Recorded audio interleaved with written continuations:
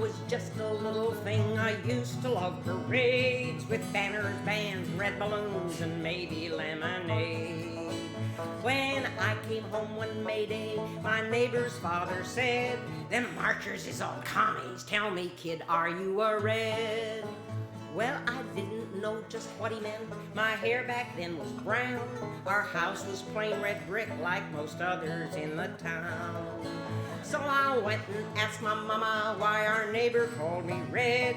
My mommy took me on her knee and this is what she said. "Well, you ain't done nothing if you ain't been called a red. If you marched or agitated, one day you're said. So you might as well ignore it or love the word instead, 'cause you ain't been doing nothing if you ain't been called a red." When I was growing up, had my troubles, I suppose, when someone took exception to my face or to my clothes, or tried to cheat me on a job or hit me on the head. When I organized to fight back, why the stinkers called me red. But you ain't done nothing if you ain't been called a red. If you marched or agitated, then you're bound to hear it said. So you might as well ignore it or love the words instead, 'cause you ain't been doing nothing if you ain't been called a red. When I was living on my own, one apartment that I had a lousy, rotten landlord, let me tell you, he was bad. But when he tried to throw me out, I rubbed my hands and said, "You haven't seen a struggle if you haven't fought a red. And you ain't done nothing if you ain't been called a red. If you marched or agitated, then you're bound to hear it said. So you might as well ignore it or love the words instead, 'cause you ain't been doing nothing if you ain't been called a red." Well, I kept on agitating, 'cause what else can you do? You're gonna let the sons of bitches walk all over you. My friend said, "You'll get fired hanging with that commie mob." I should be so lucky, buddy, I ain't got a job. And you ain't done nothing if you ain't been called a red. If you marched or agitated, then you're bound to hear it said. So you might as well ignore it or love the words instead, 'cause you ain't been doing nothing if you ain't been called a red. Well, I've been agitating now for 50 years and more, for jobs and for equality and always against war. I'll keep on agitating as far as I can see, and if that's what being red is, well, it's good enough for me. 'Cause you ain't done nothing if you ain't been called a red. If you marched or agitated, then you're bound to hear it said. So you might as well ignore it or love the words instead, 'cause you ain't been doing nothing if you ain't been called a red. Yo.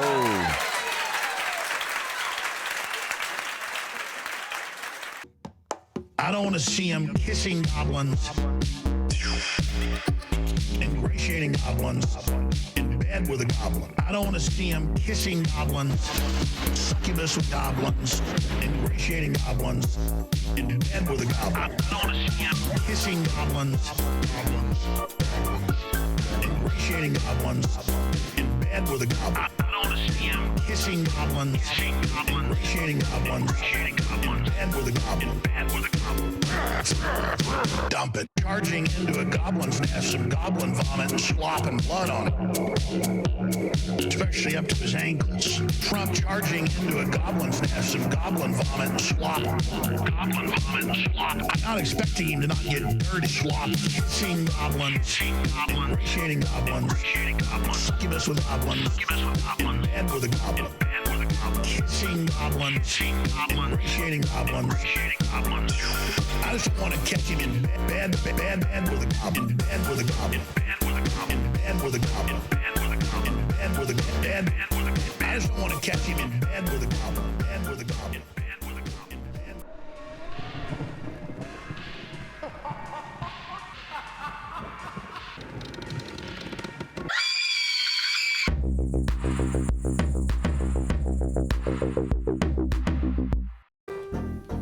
Jonathan Greenblatt from the ADL loves Elon Musk, but Jewish spice for peace he calls a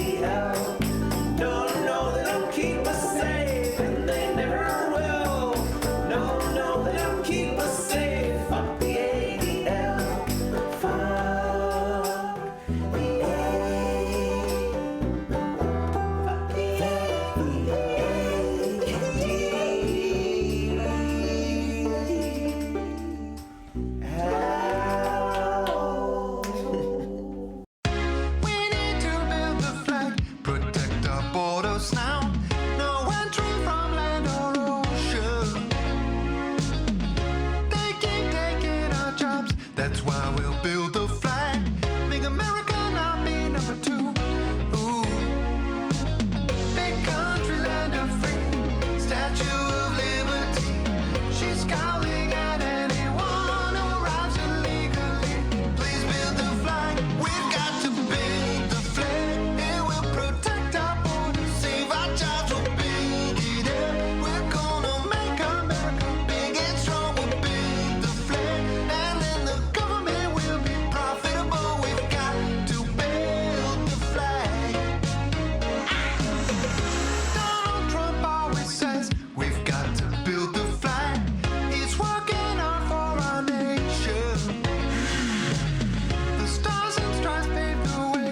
In Mexico we'll bang to assemble the flag, yeah.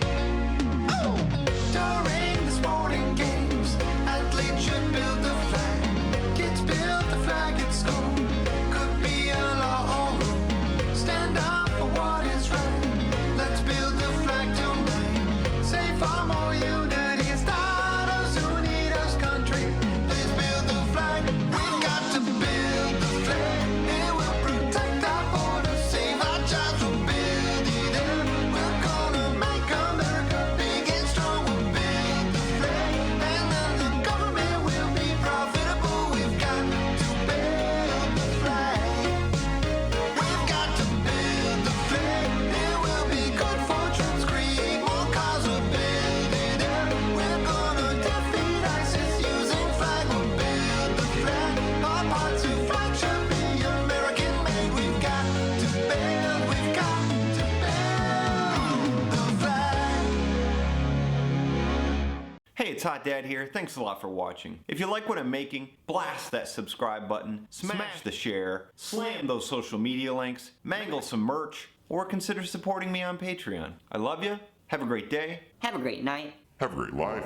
Not war, just peace, forever, forever, forever. Decirle al pueblo de Estados Unidos, no a la guerra. No queremos una guerra en el Caribe ni en Sudamérica. No, not war, just peace. No a la guerra loca.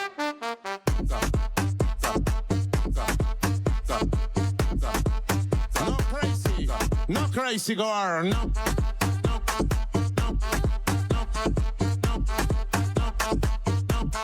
¿Cómo se dice en inglés? Please, please, please. Yes, peace. Listen to me. Yes, peace. Peace forever. Peace forever. Peace forever. Esto se llama lenguaje tarzaneado.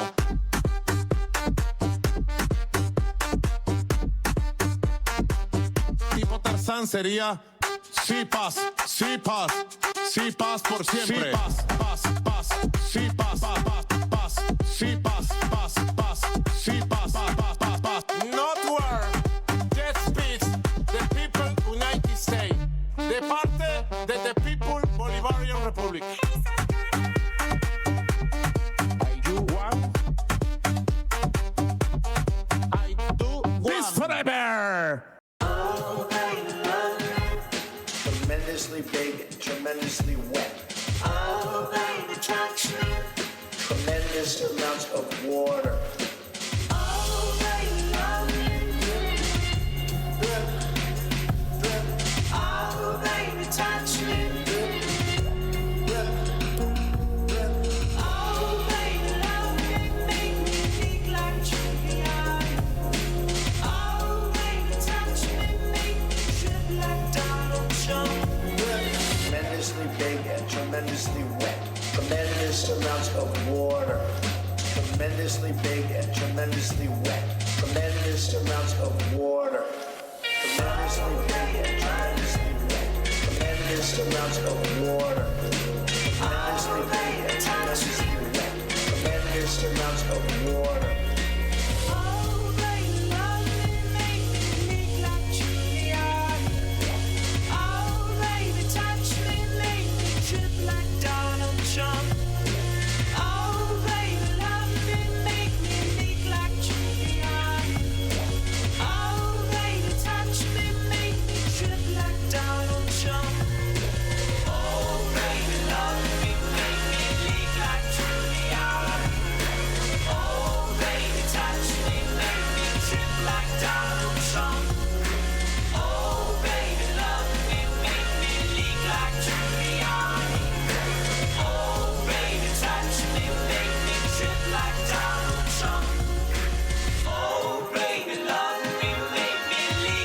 Giuliani.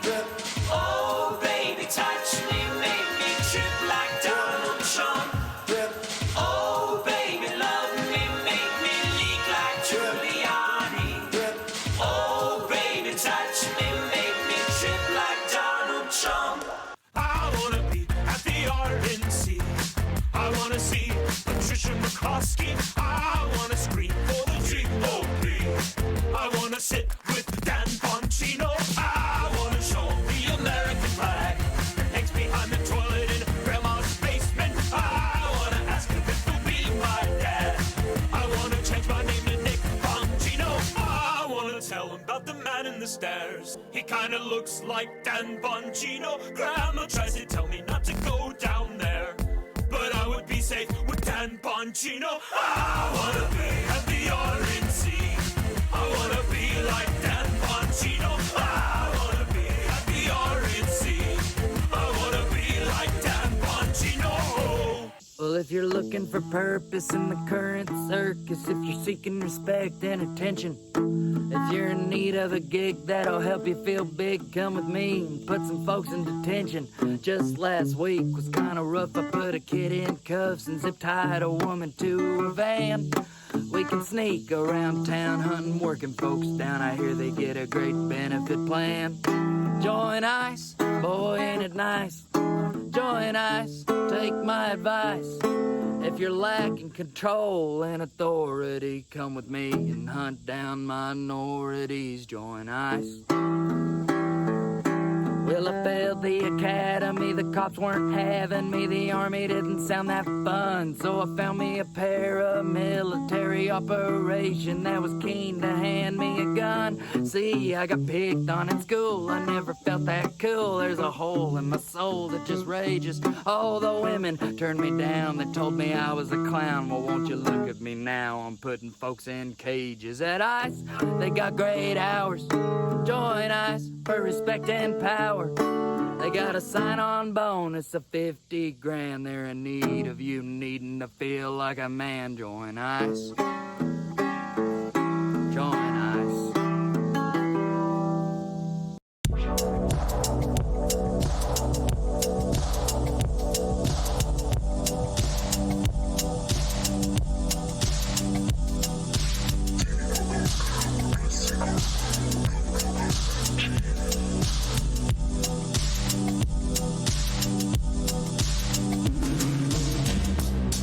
I call my favorite hotline 1-800-EAT-THE-RICH.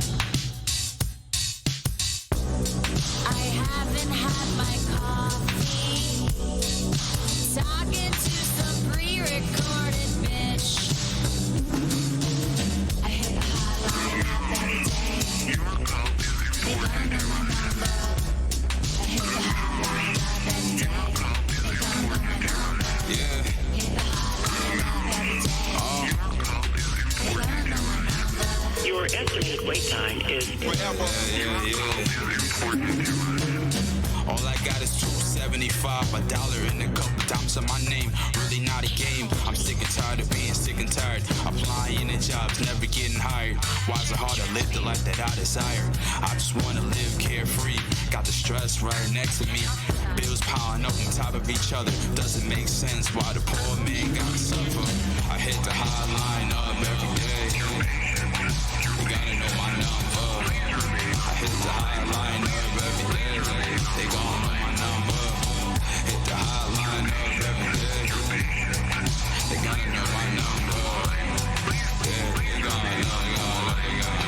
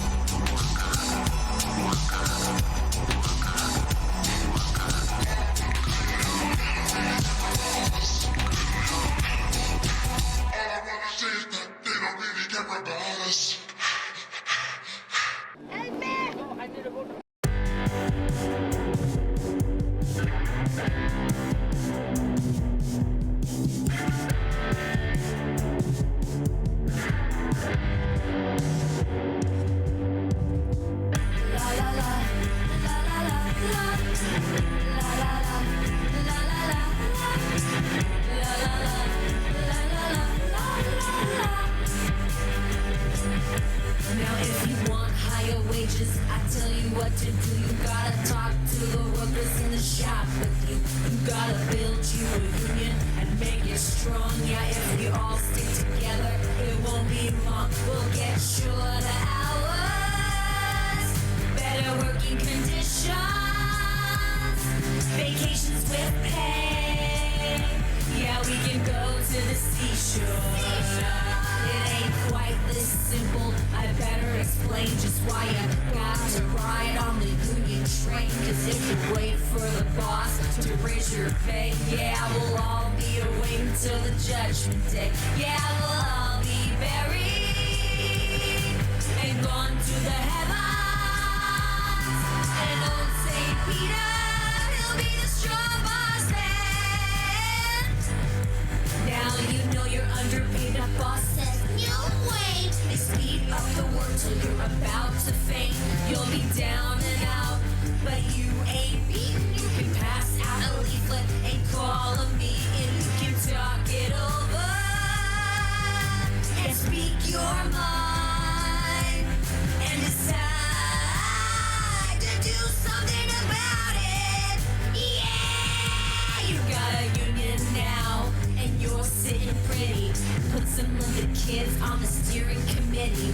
The boss won't listen when one guy squawks, but yeah, they gotta listen when the union talks. Oh, they're gonna be so lonely when the union decides to walk on them.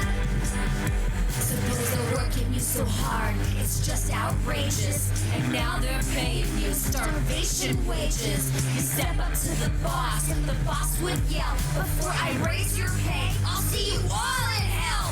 Now they're puffing a cigar and feeling mighty slick. Cause now they think they got your union licked. Well, they look out the window, what do they see? But 1,000 pickets held by you and me. Oh, now, baby, is the hardest time. The boss will try to bust your picket line. They'll call the police. They'll call the National Guard. And they tell you it's a crime to have a union card. Yo. Amazon labor union, here's what they found. Starbucks workers united, here's what they found. Amazon labor union, here's what they found. Starbucks workers united, here's what they found. You'll win. Blah. Take it easy. You'll win. A Chatterino is Chatterino, why you broken? You'll win. Hello? There we go. Billionaires have gotta go.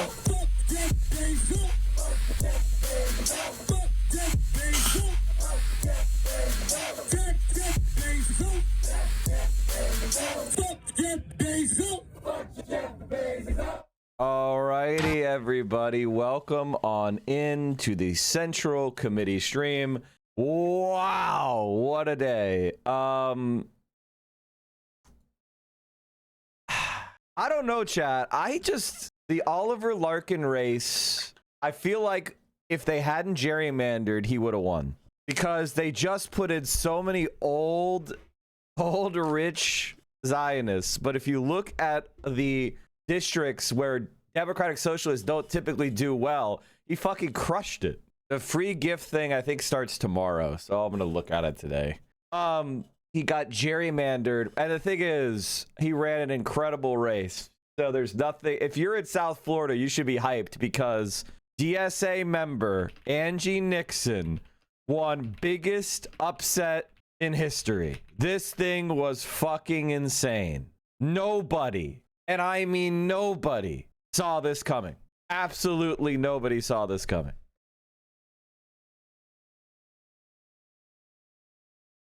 And it's one of those races where you're like, oh my God, what? Like, it's like, We got the county commission to table their data center ordinances so they could rewrite ones that were more strict and encapsulating. Then I participated in a forum on the pros and cons of data centers. We had a crowd about 50 people all nodding with me as I talked about why AI data centers aren't right for our community. Momentum is building. Yes. You need to make that the center of your organizing. And the thing is, like, Angie didn't spend any money on TV ads. There's a couple things here. One, centrists could only win with overwhelming cacophony of mainstream media plus a wave of ads. When you just let people make the decision on their own, the progressives win. And that's what happened. And this kind of like NatSec resistance liberal is just not a thing. What's Angie's path to victory in the general? It's like every other, Republican state. People are fed up with Trump. I mean, these numbers are fucking insane. I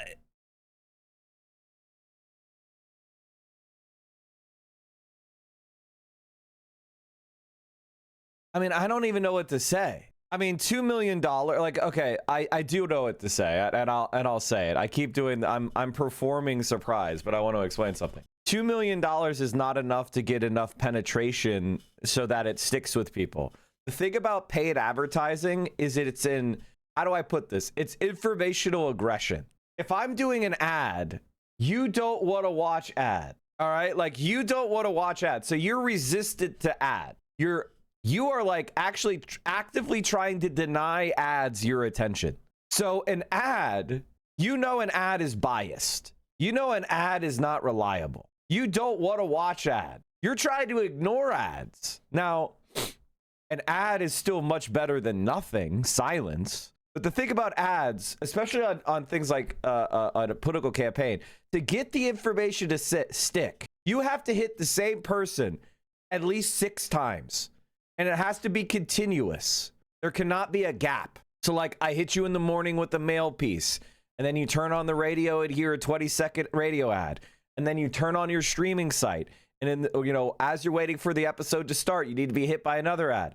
And then, when you get home and you turn on the television, you get another ad. That's what needs to happen for you to actually start to pick up on it. And there needs to be like almost no gap between that ad, those ads, like the force of ads, and then you voting, right? And Vindman just did not do that. He just did not spend enough. And he certainly didn't disqualify Nixon. That's why they spent $70 million against Abdul. Oliver's district became very unfavorable after gerrymandering. Yeah, they took out all the areas where he would do well and added a bunch of rich Republican conservative areas with boomers, rich boomer Zionists. He got mega fucked.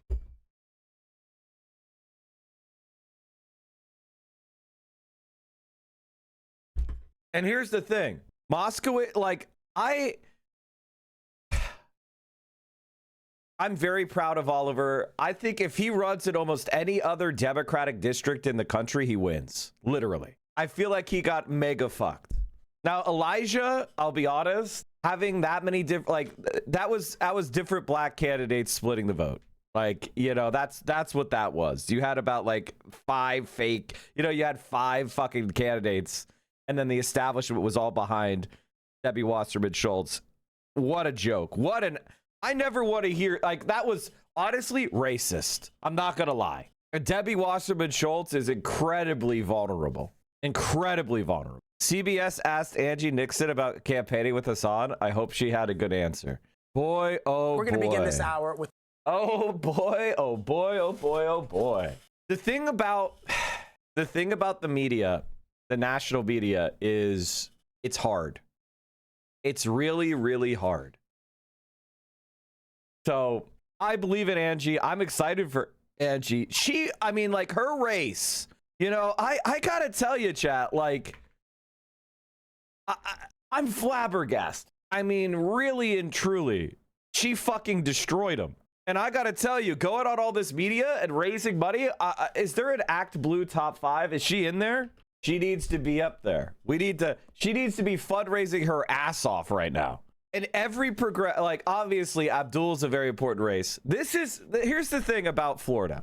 So she got 1.2 million votes in the Democratic side. How many votes were on the Republican side? 1.5 million? God, Florida is a shithole. God, Florida is such a fucking shithole. Jesus Christ. Mary Peltola in Alaska, they have a jungle primary. There were 2 Dan Sullivans. People were not tricked at all.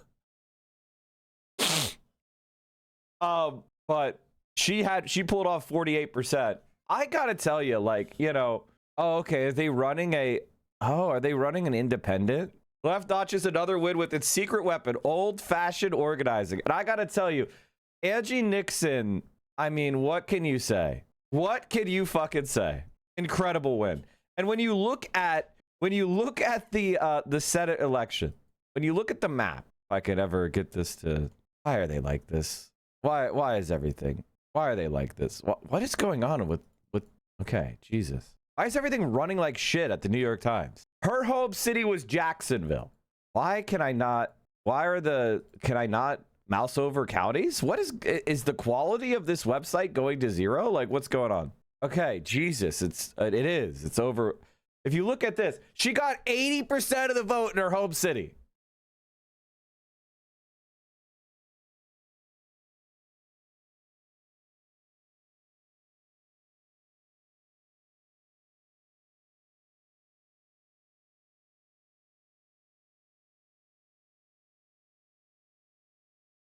The dumb fucks that cook political report. Yes, the you guys have to understand that the so-called like campaign, the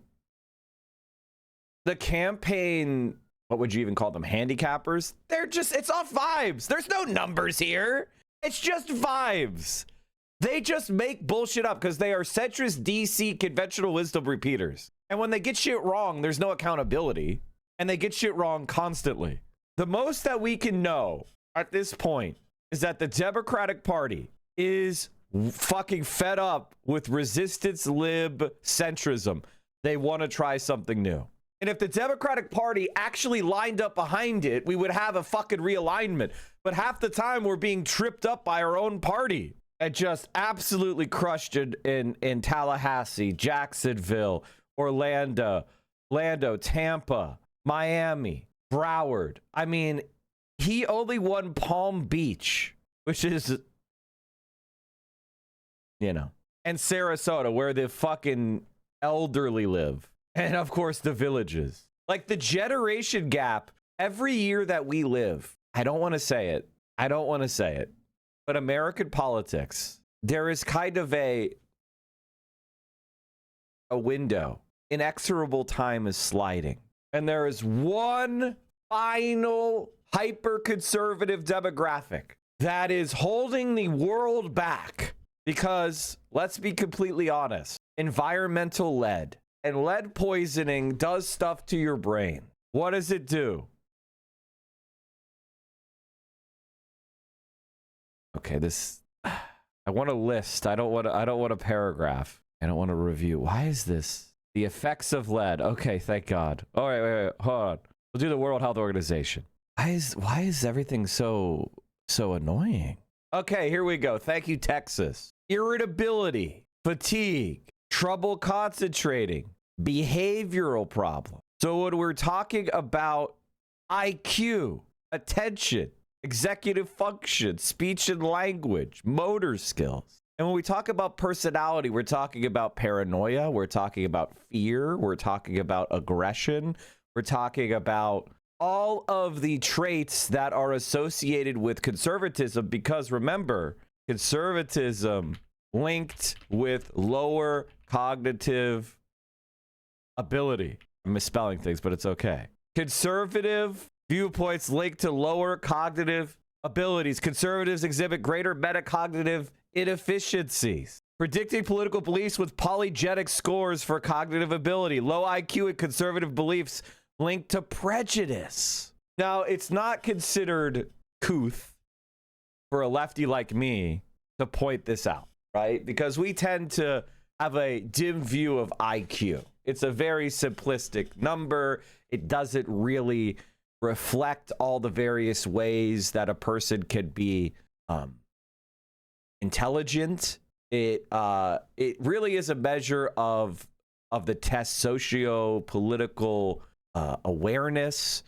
But a conservative is almost likely to be white and a member of the most privileged sliver of society. So when you realize that, and then you realize, well, it's white people with low IQs that are conservative, then you start to go, okay, maybe there's something to it. Okay, maybe there's something to it. It's not a complete measure of a man. It's maybe even a mismeasure of a man. But, you know, there's something to it. Something to it there. Less of the population will be right-wing, but they'll all be Nazis. James Fishback is winning every college campus precinct vote hub it has examined tonight. You understand that our generations are less conservative than ever. There's a myth that the young start out left-wing and then they mature and become more conservative. That is not true. That is actually a lie. People tend to get their political opinions in early adulthood, and then they generally stay pretty fixed. Not to say that everybody, like nobody changes. Some people do change, but largely it is related to identity formation, and it's pretty durable. Switchers are relatively rare. Brain development wise, yes, you are 100%. Of course I am. 100 years. Go back to Vietnam. You could go back to South Africa. The folks who are the progressive, shake up the establishment are the youngest. This is a lie. As I proved, yes, I'll do it again. Boomers supported the Vietnam GI generation. There is a poll of the fraction of the population who supported continuous involvement in the Vietnam age group. Under 30, boomers and younger silent generation. 75% supported the Vietnam War in 1960. If you look at the GI generation, the men and women who in World War II, they were significantly less supportive of the Vietnam War, and in fact, more percent as early 1966. This is a truth nuke. At no point did boomers support the Vietnam War less than the GI generation. If you go back 100 years, go back to Vietnam, you could go back to South Africa. The folks who are the most progressive, shake up the establishment, fight back are the youngest. This is, I mean, it is just a reality of American history that the boomers are the most conservative generation we've ever had.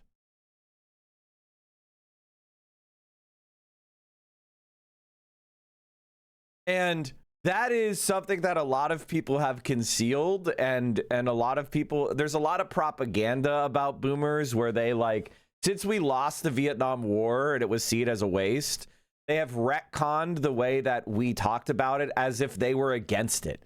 But the hippie, they were counterculture. They were the minority. It's not true that boomers were more in favor of the war than their parents. Why? Well, because the GI generation was very left-wing. That was the generation that voted for FDR. That was the generation that joined and formed unions. That was the generation who had lived through the horrors of war and didn't want it to come back again. They were more left-wing, and that continued to the 80s, by the way. When Ronald Reagan won a landslide, he won it on the backs of boomers. And it was the elderly that were voting against Ronald Reagan. This is a truth fucking nuke. A lot of people don't know this, but it is a truth nuke. Like, the boomer generation has always been right-wing as fuck.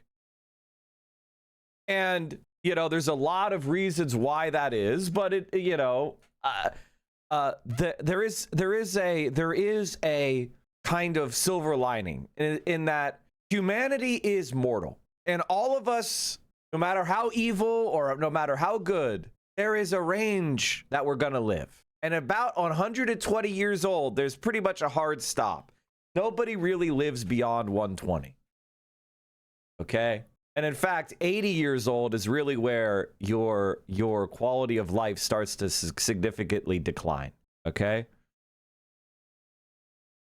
You know, it's so there's these different points in your life. It's like if you're 40, you need to start taking care of yourself immediately.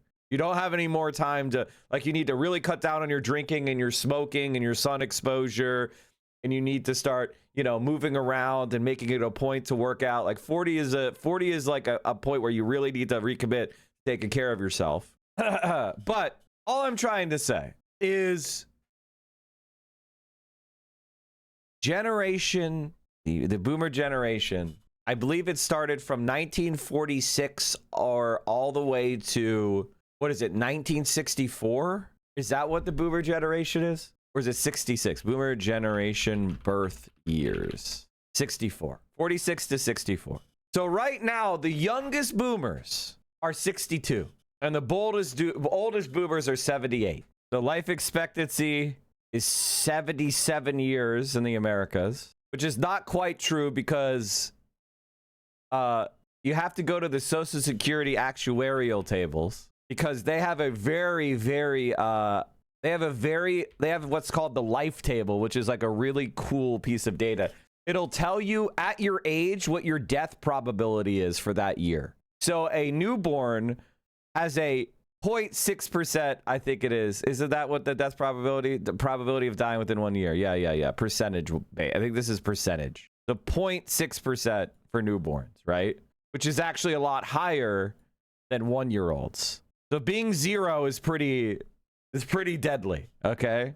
And then it'll show you out of 100,000 people, so they start with 100,000 births, and then it'll tell you how many of those are still alive by that age, right?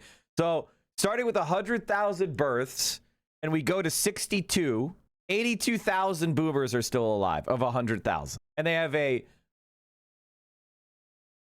0.013196% chance of dying. I believe that's what that means. And the oldest boomers are 78. There's only 56,000 of the original 100,000 still alive. 4 more years from there, it'll be only 44,000. Your death probability starts to really ramp up quite a bit at 65, to be honest. You can see it. And it's like your death probability when you're 119 is 92% chance of dying that year. But of 100,000 people, only one of them lives to 111. Isn't that cool? That's a male.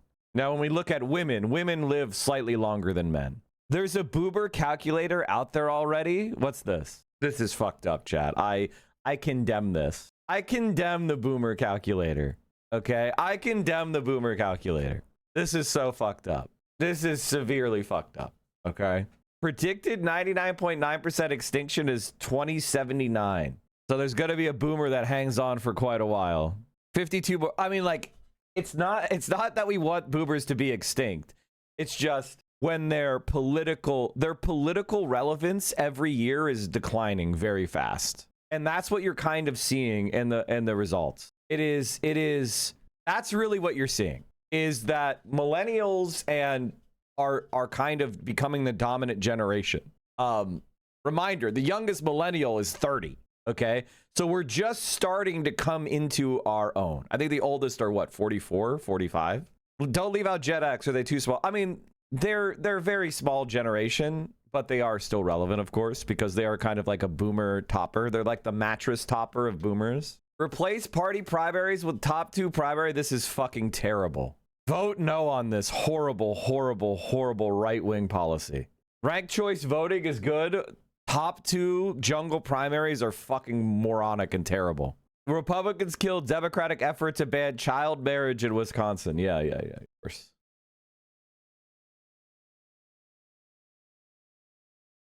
Why do people think that's a good idea? Because they don't like the political parties, which is normal. But when you do the top 2s, you basically create an incentive for Republicans to vote for right-wing Democrats, which is bad. Because they actually don't want to vote for them.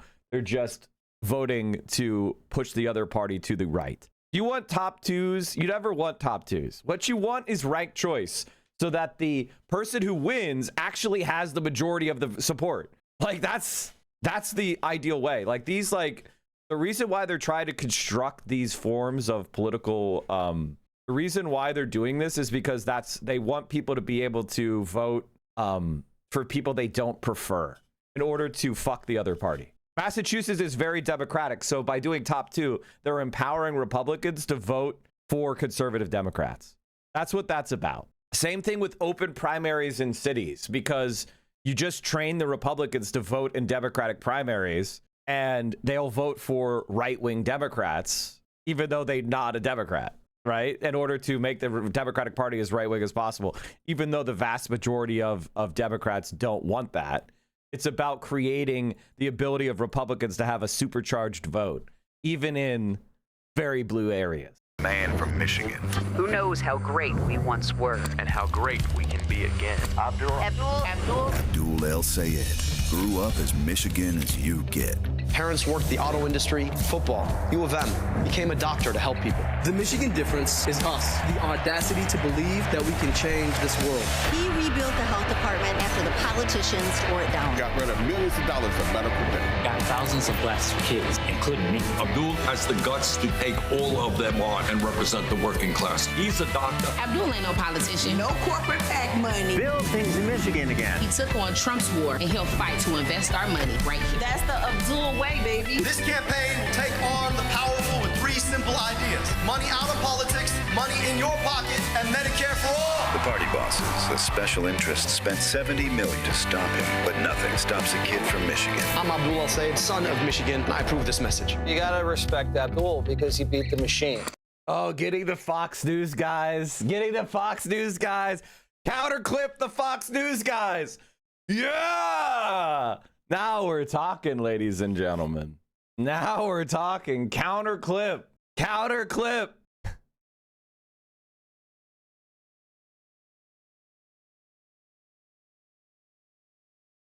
Check out Angie Nixon's bookstore. Doesn't want this bookstore to exist. Come inside and check out why. In 2022, Governor Ron DeSantis signed House Bill 1467, and Florida became the state with the most book bans in the country. So I stocked the books they tried to pull off the shelves, and Cafe Resistance was born. They banned the truth, so we put it right here in the community. Free tutoring, coffee, and the books they don't want kids to read. This isn't my bookstore. This is our bookstore. She's very sweet. How the fuck are you running for Senate? It's like the most demonic job in the fucking planet.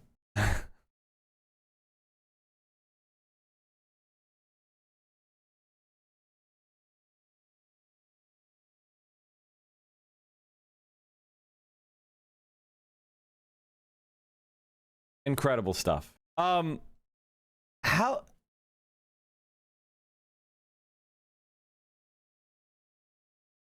just how much did he fucking own her?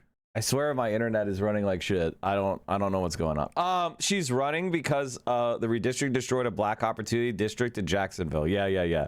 Okay, so Kamala Harris got absolutely smoked. 56-42. How did Biden do? 47-51.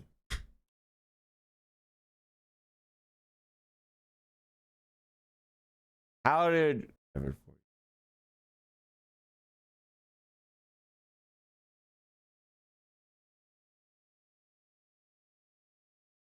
Obama? So Obama in 2008 got 51%. 75% turnout. My general feeling is, God, 49% turnout in 2024. Man. Florida, like, Trump really is Florida man. He is the Florida man's ideal candidate. Kind of scummy. So it's hard for me to look at this and go like, oh yeah, guys, it's unwinnable. With Trump not on the ballot, it's hard for me to think that. I think she's got a shot, quite frankly. Because let's assume that 2020 is close to a more neutral year, which is Biden lost by 4 points. Okay, or three and a half points, right? So let's assume a more neutral year is Democrats lose by 3.5. I don't consider 2024 was pretty much a landslide for the right. Okay, so let's assume that Florida is like R+5, R+6. If we have a wave year of say D+9, which I think is definitely plausible, she has a shot of doing an upset. That's how I kind of have been feeling about it. Is everything that's less than 10, R+10 from 2024, I believe is winnable because Donald Trump is super unpopular. Do you think the people moving to Florida and Texas don't necessarily lean Republican? As I said, I don't know if you just listened to what I said, but I said 2020 was a more neutral year and Biden lost by 3.5. And then 2024 was like a red landslide. So move the ball a little bit back, but not all the way back. I said like 6 or 7, right? R plus 6 or 7. If the wave year is D plus 9 or 10, which is what I think it is likely to be, then she has a chance, right? And that's kind of that's the calculation that I'm making. And so any race that's R plus 10 or less is winnable in my view. So I think that Oliver Larkin's district with I think Jared Moskowitz has a shot because of the rate of the blue wave year. Like if there's anybody that would lose that I would like to get rid of, Jared Moskowitz is probably at the top of that. I won't cry any tears if he loses. But Trump has a similar approval to Bush in 2006 when Dems won Florida. Yes. Did they have a Senate run that year? Yeah, they had Ben Nelson. Woo! Woo! So I don't think Florida is that blue anymore. I don't think blue is that blue anymore. But a similar election to look at would be 2018. What was running in 2018 in Florida? Oh, that was Gillum, huh? And Ron DeSantis. Man. I think this year is going to be slightly better than 2018. What a fucking fumble that year was. As important as Moskowitz is, here, I'll show you. We have what's known as the Left Vote Tracker Google spreadsheet maintained by New York City DSA. We scroll to the bottom of the house and we could just say Jared. Everything is loading like shit. Jared Moskowitz is the 197th most left-wing congressional member. He votes with the left 39.2% of the time. So anybody going like Jared Moskowitz is some sort of like he's actually pretty good is an idiot. Because there's a lot of votes that are like party line votes that don't really matter. These are the votes that matter. Doesn't co-sponsor raising the minimum wage. Does sponsor Medicare for all, that's very funny. My guess is he did that because he was scared of Oliver Larkin. Not obviously he's against college for all, ultra millionaire tax, anything that's pro-Israel, he's in favor of. Anything that's pro-Palestinian, he's against. He voted for voter ID. 93% of Democrats voted against that. He voted to deregulate the banks. 73% of Democrats voted against that. He skipped prohibit trans women from playing in sports. 97% of Democrats, 97.6% of Democrats voted against that. He voted against the War Powers Resolution. 90% of Democrats voted for that. He condemned the so-called Minnesota fraud, which was just a messaging bill for Republicans. God, he's such a piece of shit. He votes for like all sorts of Republican bills, man. Require a list of state and local governments that allow cashless bail, which is like every court does recognizant bail. Like, what are you talking about? Express unwavering support for police and condemn leftist activists / progressive politicians. 86% of Democrats voted against this. What is this bill? I don't even know what this is. Whereas the brave men and women in law enforcement work tirelessly and relentlessly to safeguard the communities they're sworn to protect, serving as the backbone of public safety. Whereas law enforcement officers bear the critical responsibility of upholding the rule of law and maintaining the safety, stability, and public order upon which our communities depend. Okay, so they're basically glazing cops, right? Whereas rhetoric and policies from leftist activists and progressive politicians seek to defund or dismantle local police departments, undermine public safety, and place both officers and communities they serve at greater risk. Whereas sanctuary city policies that restrict cooperation with federal immigration authorities compel local law enforcement agencies to divert already limited resources and actively encourage resentment toward local law enforcement. Whereas the Trump administration's focus on restoring law and order has contributed to a notable decline in homicide rate. So basically he voted to praise Trump and condemn progressives. Appreciates and values the indispensable contributions of that local law enforcement and communities in our country each and every day, recognizes the extraordinary sacrifice that law enforcement officers make to protect and serve their local communities and country, and express profound and wholehearted support for the men and women of law enforcement.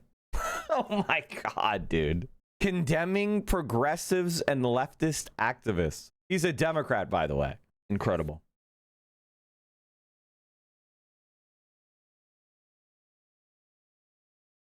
All right, let's watch some Angie Nixon winning stuff. It's funny as fuck. The big political upset in the state of Florida, drawing new attention to the Democratic. Reporting says Vindman laughed at Nixon and didn't think this was a primary. Vindman was so arrogant that he literally laughed at Angie Nixon, said he didn't even think it was in a primary. Did they not run polling? She won 80% of the vote in her home city.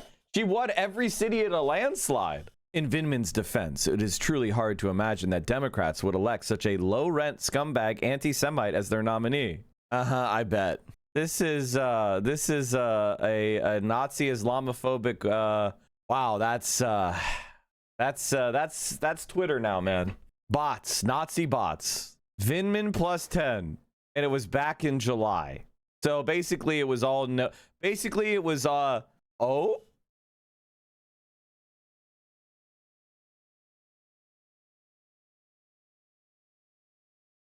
So there was, what, 40-some% undecided, and the overwhelmingly went to Nixon. So basically what happened was he didn't run a campaign.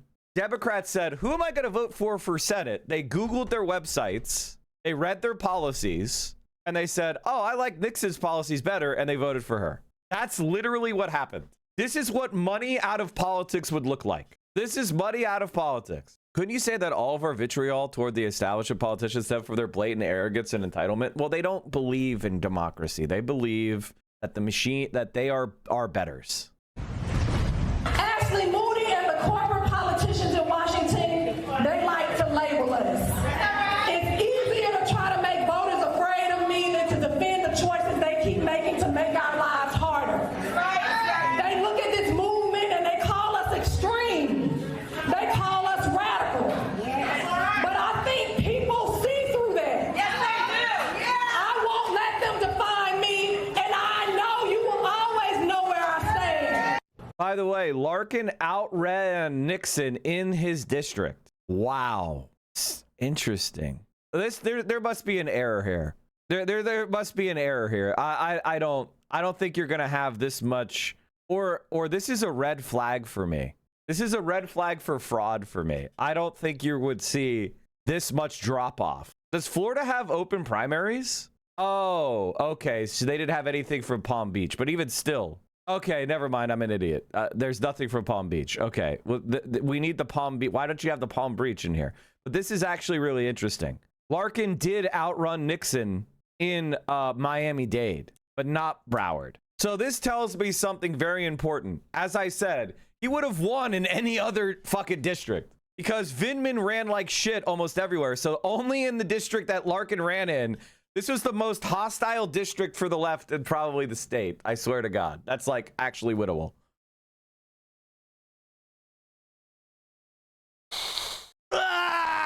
God damn it, Larkin. Does anybody have, what about in Louis Frankel's district? I would have to probably make it myself. What is she, the 23rd district? We can kind of eyeball it. Oh, this might be another district. Okay, so Fort Lauderdale.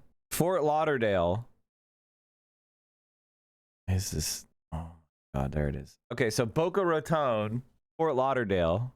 Oh my God. If Oliver had ran in this district, I think he might have won. Because if you eyeball it based off this, like Vindman won in the parts of his district in Oliver's district, but not in the Miami and Broward County district. He got smoked. And if you look at the state as a whole, it was Nixon plus 13 or Nixon plus 12.2. So to be in a district that was 55 Vindman, that means the district was like 22 points more right wing than the state as a whole, as far as the Democratic primary. So in other words, huge opportunity. I can't believe nobody primary Louis Frankel. They would have won. Christ, why does no one listen to me? Oh my God. Oh my God. All right, chat. Now that the race is over, I want you to know something. I told Larkin to run in the 23rd district. I said, abandon the 20th. Who gives a fuck? Nobody knows who you are. You know, just move districts, man. Move to a winnable district that if you win the primary, you'll win the election. you don't want to be in an R+10 district or an R+5 district, they'll just triage you and say you can't win, and you'll get fucked by the National Democrats. But if you run against Frankel, she's weak. She's also extremely Zionist. It's like 10 minutes from your house anyway. Nobody cares. Fucking, and Debbie Wasserman Schultz did that. Debbie Wasserman Schultz ran in a district she did not live in and won. And I did my best. I had a fucking hour-long conversation with Larkin. I was like, run against Frankel, run against Frankel. Abandon the shit district. Who cares? Who gives a fuck? Abandon the shit district. Every time you let people who don't know what the fuck they're talking about convince you that, well, you got to stick in your community or whatever. Like, nobody gives a fuck, man. They redrew these districts. A large portion, like who cares? Who cares? Who fucking cares, man? It's not carpetbagging. It's South Florida. He lives in South Florida. It's not carpetbagging. He's a Floridian. These lines are fucking random.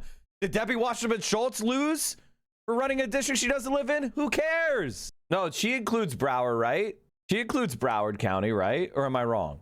Did I misunderstand the map? Which is possible. Did I misunderstand the map? She's at Fort Lauderdale, Pompeo Beach, and Boca Raton. So if we go to the Vindman map, oh, you're right. It is a Vindman stronghold. Fuck, you're right.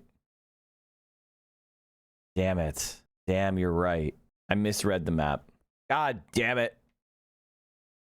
Yeah, because West Palm Beach or like Fort Lauderdale. Well, no. Fort Lauderdale. Wait, am I on crack? A large part of our district is Fort Lauderdale. Oh my God, this district is such a fucking mess. I can't even tell what... This map sucks. I need a different map. Holy shit. I can't understand it. Okay.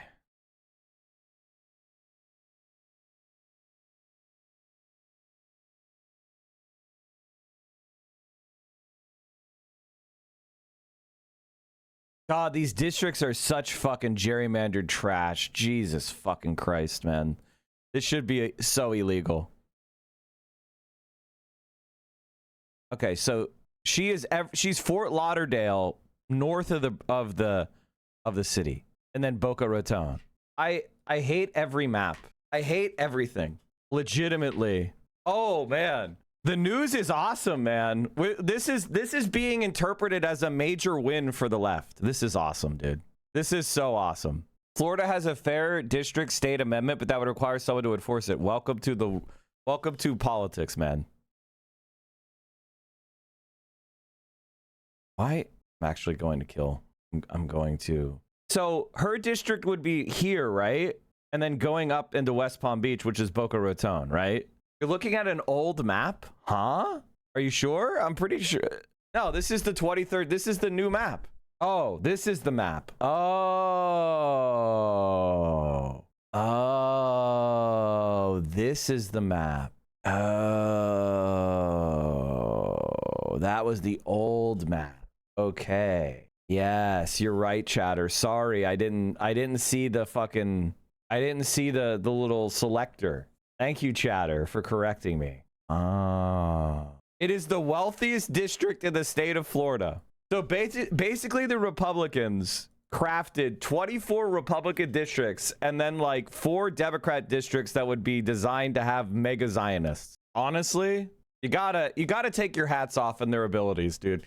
Their abilities to cheat are legendary. Bro, did you see Hassan's Instagram story? Link it. Pennsylvania State House District 12 remained too close to call tonight, but Democrat Brandon Dukes is the apparent winner as of election night and is a brink of flipping a Republican-held seat in a district Trump won by 18 points in 2024 in an upset.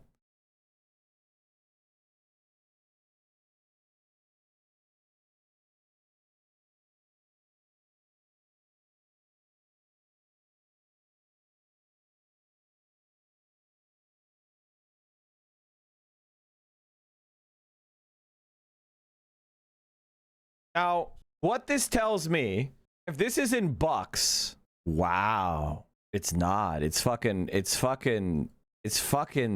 Western PA. Whoa, dude. This is up the exurbs. Cranberry voted for a Democrat? Oh, what? This is such bad news for the Republicans. Wow. That's an ancestral Democratic district that, of course, went for Trump. used to be full of, working class union workers. And it has fallen to the right. Franco's all Palm Beach, which would have been a massacre for Oliver. Florida 27 would be better for him. Southern Miami, which went nutty for Nixon. Only R+6 with no Dem incumbent. True. Twilight Star. True. 67 months. Valiant Hexor. Hell yeah, brother. All right, let's watch some Nixon coverage. That was Florida State Representative Angie Nixon last night after defeating Lieutenant Colonel Alex Vindman by double digits to secure the Democratic nomination for the U.S. Senate in the state. Nixon is the first DSA candidate to win a major party nomination for statewide office, and she joins us. Well, Troy Jackson was also endorsed by DSA in Maine, and then Abdul El Sayed. I mean, here's how I feel about Angie Nixon. I feel like she's got a shot. It's definitely a reach district. I don't think that, if we're winning a Florida Senate seat, it's a mega fucking landslide. But it's not outside the realm of possibility. It's really not. Dems have the best shot of winning the PA State Senate in decades. The margin of victory of all 4 of these GOP-held seats are well below HD 12s, and the partisan leads are much more favorable to Dems. District 24. Who's running in that? God, they gerrymandered the fuck out of the Senate, huh? How did Democrats get owned this much? Now, Representative, I just first got to ask you, how did you win? Like what? Those are tough seats to win. I do feel like 16 is probably the one out of those that it's the best chance. Those are tough. Happened that made that makes me think my election in South Dakota is even more winnable. The 80-year-old Dem who ran in 2024 only lost by 7 points. Yeah. That would put your district within the realm for sure. Just earlier in the show, that made somebody call this the greatest upset in the history of Democratic politics in the state of Florida. Well, good morning. Thank you for having me on today. First of all, our team, we knew we were going to win because we go out and talk to people and have conversations with folks. I'm a community organizer, a former union organizer, and I have been fighting for nearly 2 decades to address the issues that Floridians have been facing here in the state. Working to increase the minimum wage to $15 an hour before I became a state lawmaker, working to stop price gouging while I was a state lawmaker, also expanding access to early childhood education for low-income and hardworking people. And those are the things that Floridians and Americans care about. They are frankly just tired and fed up of these politicians, these corrupt politicians like unelected Ashley Moody and Donald Trump, who are in Washington working less but getting richer. Meanwhile, folks like us, everyday people who are working harder than ever, basically have nothing to show for. And that's been resonating. People know I'm not a politician. They know I'm someone that's just like them, and I'm a public servant. Audio, bro. Audio. This is how you know it's DSA. The audio. The fucking audio. That's gonna fight for them. Let's talk about the things you believe in, things you don't believe in. You said you weren't going to allow people to define you. So let's first of all talk about the things that you've said you believe in, and then we'll get to the other things that every DSA candidate's going to be asked about from now till the end of the election. You say Floridians are ready for Medicare for all, universal child care, affordable housing, fully funded public education, and an end to senseless wars. How did that resonate on the campaign trail, especially Medicare for all, a universal health care? Yeah, for sure. So the state of Florida, Floridians, we are the largest group of enrollees on the Affordable Care Act. And again, unelected Ashley Moody decided to vote against extending the ACA subsidies, which knocked nearly 300,000 people off the ACA marketplace. Medical debt is the leading cause of bankruptcy here in our country. And you got to think about it. People are literally going bankrupt simply because they're trying to stay alive. And so not only that, but childcare here in our state, it ranges anywhere from $800 to $2,400. Universal child care is something that we need. For every $1 the government would spend, it puts $3 back into the economy because it allows parents to be able to work. I am a mother of 5. Me and my husband have a blended family. I have a 5-year-old right now. Do you know how much we need childcare, and that'll free us up to not have to worry about things? And Floridians and Americans all across the state agree. By the way, this is just not even, this isn't even an argument. This is this is a proven economic fact. In fact, it's why the Nordics have a higher labor participation rate. Like, more people work for a living in Sweden and Norway and Finland than in the United States, because a lot more people are able to work because they have extremely low cost subsidized childcare. I think in Sweden, it costs $100 a month. Okay. So that means going out, if you're a mother of young children, it makes sense to go out and work, and you can make money and improve your situation because you have that free childcare, that subsidized childcare. And so a lot more people work, and a lot more people enter part-time work because of those benefits. So society has more productive output. People are more connected. People are more involved in their community because, you know, I don't know if you know this, if you have a child care, parents meet other parents, neighbors meet neighbors. You get integrated in the community. You have help. You don't drown. And so this is why childcare is so important. I don't know if you guys saw, but Mamdani in New York City, he put out a free babysitting night where parents had the opportunity to drop off their kids and get 4 hours of free babysitting.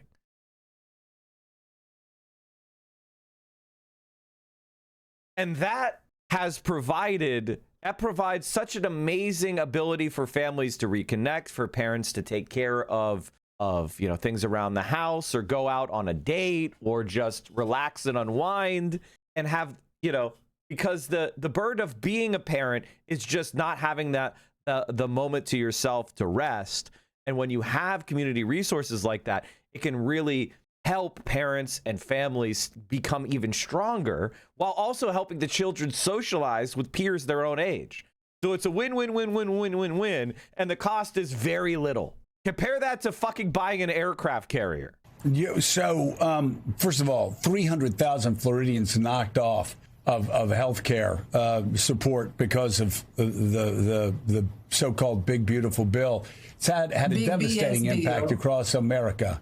Yeah, a big BS deal has had a horrible impact for so many working Americans. I want to ask you now about some other issues, and some candidates support these issues, some DSA candidates. I know Mayor Mamdani does not support some of these issues. I'm going to ask you where you stand on defunding the police, abolishing prisons, and opening up the border again. Do you support any of those propositions? So what I support is making sure that we have law and order in this country. And that starts with making sure there's a full release of the Epstein files and that we hold people accountable.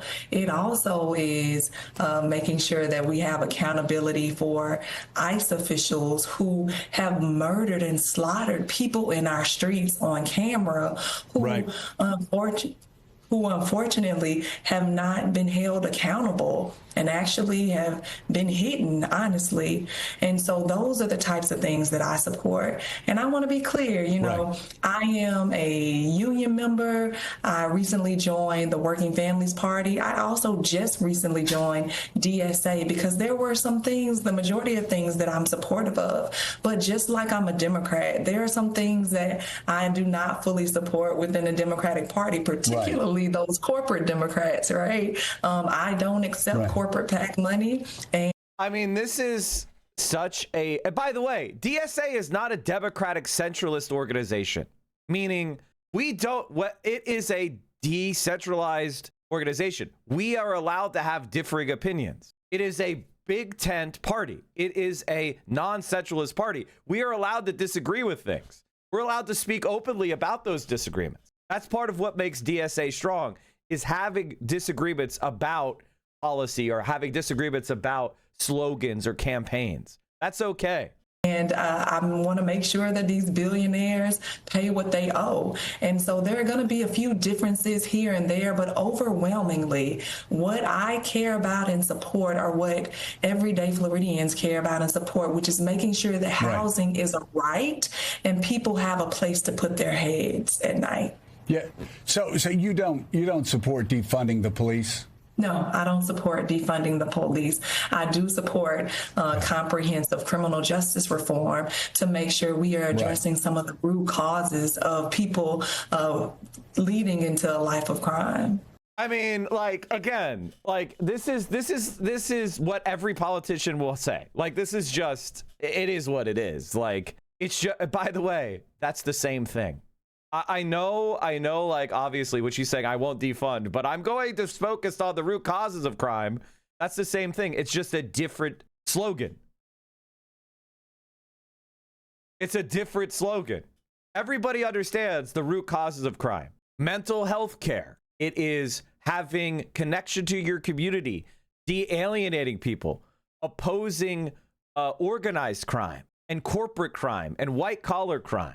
Right. Willie Geist's with us and has the next question. Willie. Congratulations on your win last night. Voters are cattle. They will support defunding the police as long as you don't call it defunding the police. Leftists learning about different phrases having different meanings, impossible difficulty. You know what I mean? That's not being cattle. That's just understanding that different phrases have a different energy. And human beings have cognitive biases. One of them is loss aversion. What does that mean? What do I mean by cognitive bias, loss aversion? What that means is human beings overrate the importance of losing something versus the opportunity to gain something.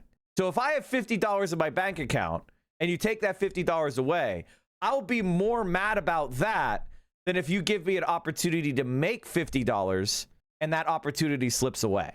Okay, does that make sense? Because the loss aversion, that triggers something in our animal brain that is, even though that's net $50 lost. Okay. Okay, when I say make $50, I don't mean work. I mean, like, if I see a $50 bill on the street and it blows away in the wind, I'm going to be less irritated about that than I am if you take $50 out of my wallet. Okay, even though it's the same thing. You lost $50, but we have a loss aversion bias. And so when you talk about these policies, it's better to talk about changes in the positive than in the taking away. For like Medicare for all is popular. Losing your health insurance, your private health insurance is unpopular. Does that make them cattle? Do we have to say we're going to ban private insurance? Like, can you imagine? This is what the argument with defund the police is. Imagine if there was a big section of leftists who said, you're not allowed to say Medicare for all. You have to say, take away private insurance. Every politician has to say, take away private insurance instead of Medicare for all. Do you think that would be a good idea? Do you think that would be a good way to argue in favor of Medicare for all? Or do you understand that a positive message is going to be received a lot better than a negative message? Bro, that analogy is terrible. No, it's not.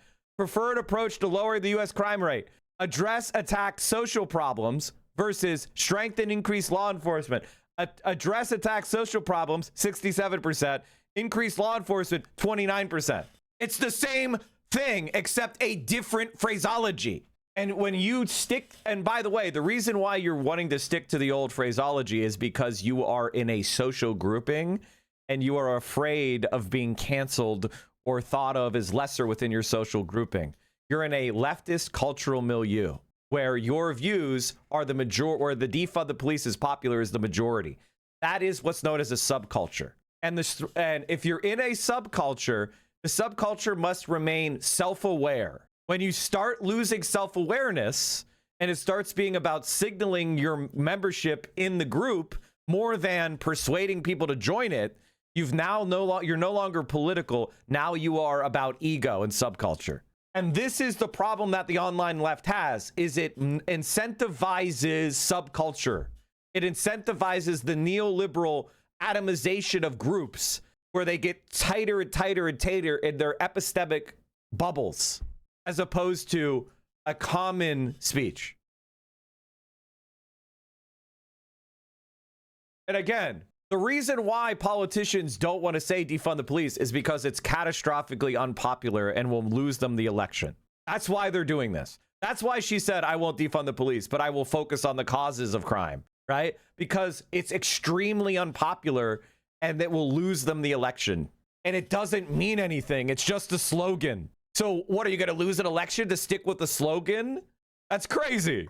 Can I push back on your analogy? Losing 50 is different because it's a net loss of 50. Missing out on an opportunity isn't a net loss. Yes, it is.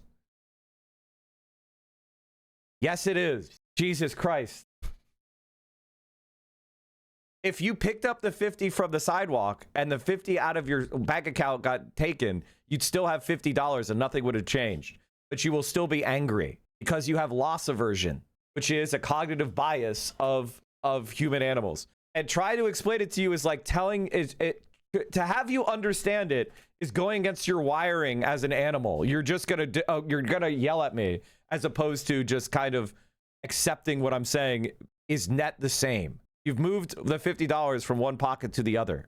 Defund the police was probably a CIA. No. I mean, listen, I understand why people said it, because the policy of overfunding cops is objectively true. Like, the defund the police people aren't wrong. It's just the way they're explaining their position sucks. That's all. And again, people should be able to say that. It's like, it's not that you're wrong. You're right about the substance of what you're saying. We need to put more resources in non-law enforcement, non-carceral places. It's just regular people hear that and it lets their imagination panic. And they start thinking about rapists and domestic abusers not being punished, and child molesters and murderers and robbers. And they start thinking like, oh no, if there's an emergency, I won't be able to call someone to protect me.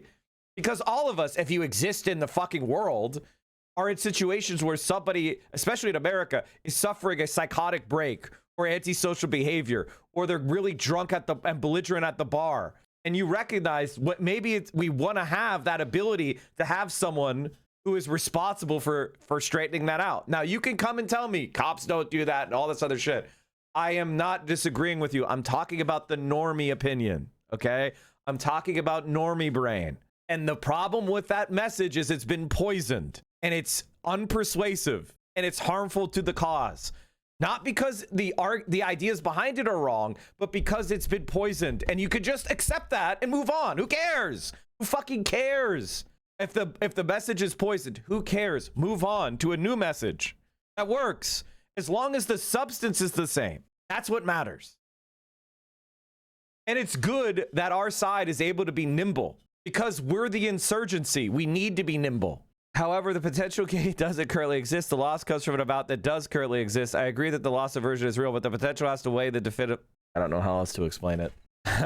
You just have loss aversion bias. It's okay. Everybody has it. It's a common human frailty. I think people forget that defund the police and defund Planned Parenthood were popular slogans at the same time. It obfuscates the mess. Defund Planned Parenthood was unpopular as fuck. Defund Planned Parenthood was unpopular as fuck. What do you mean? It was only popular among the right-wing fringe. Regular normies like Planned Parenthood. The way that Republicans talk about abortion is they want states to have the ability to make up their own mind. They talk in a democratic version. They talk about it in a democratic way. Then they talk about exceptions for abortion, you know, for rape and incest and life of the mother. Even though those exceptions are not real, they understand by banning abortion, they've banned abortion.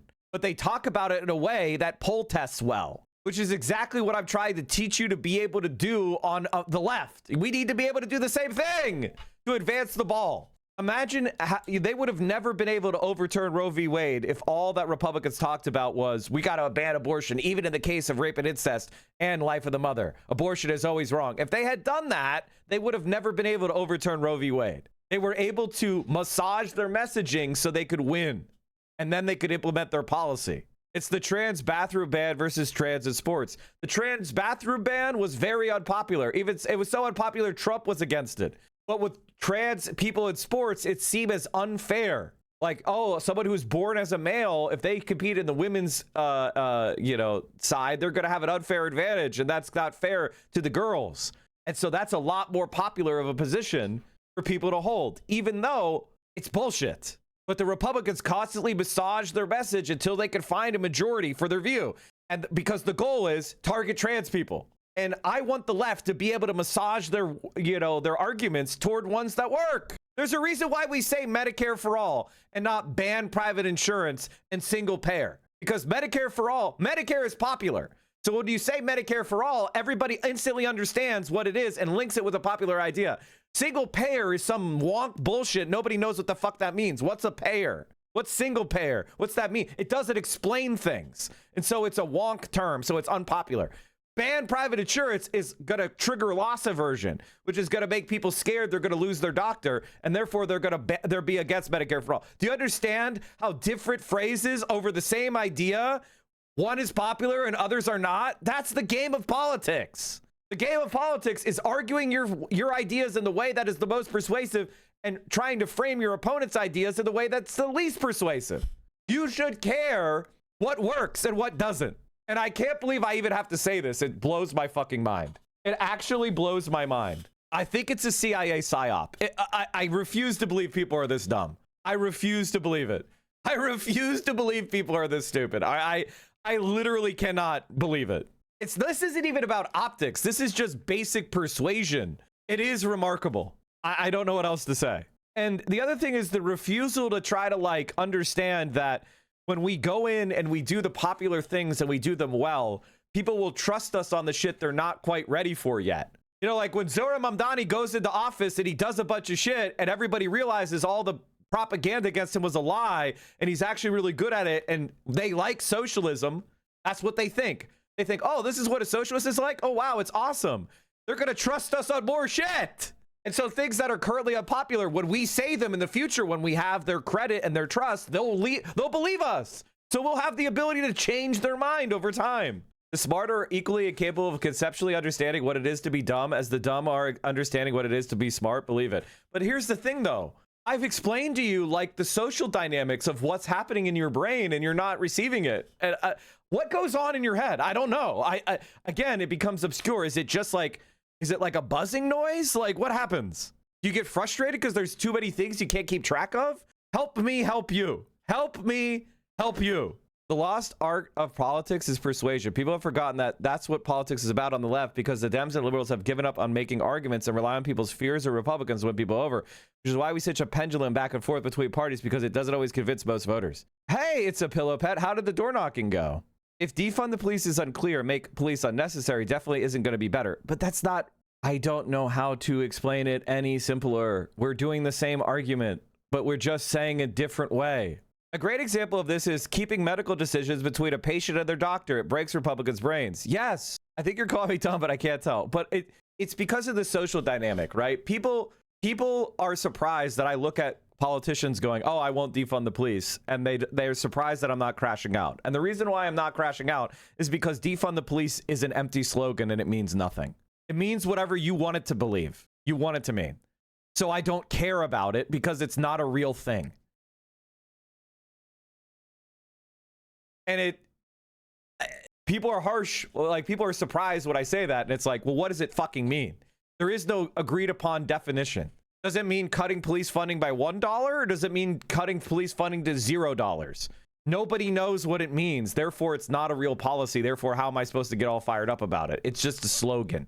It's a statement of we need to spend less money on policing and more money on other things. I agree with that.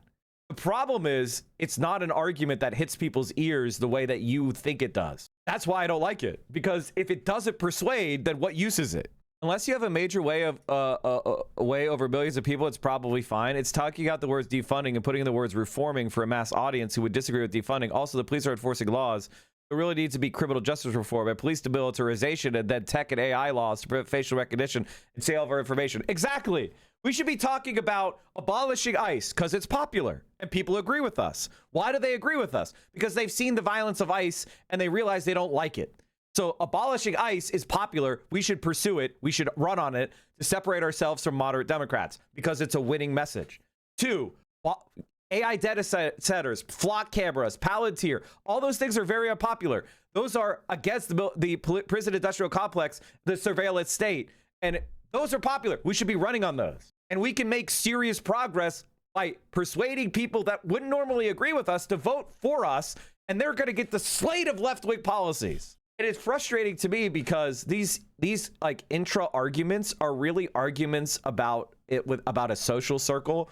And a lot of the people that are the most angry about like the defund the police stuff are the people that aren't interested in persuading or growing the left. They're interested about their position and their brand within the left. And I don't think that should be rewarded. I think that is bad. I don't think that kind of behavior is useful, especially in a moment where we need a popular front against fascism.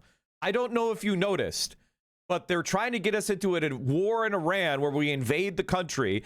Israel is doing a genocide, and they're trying to put in Palantir ultra surveillance fascist coup. Get your shit together.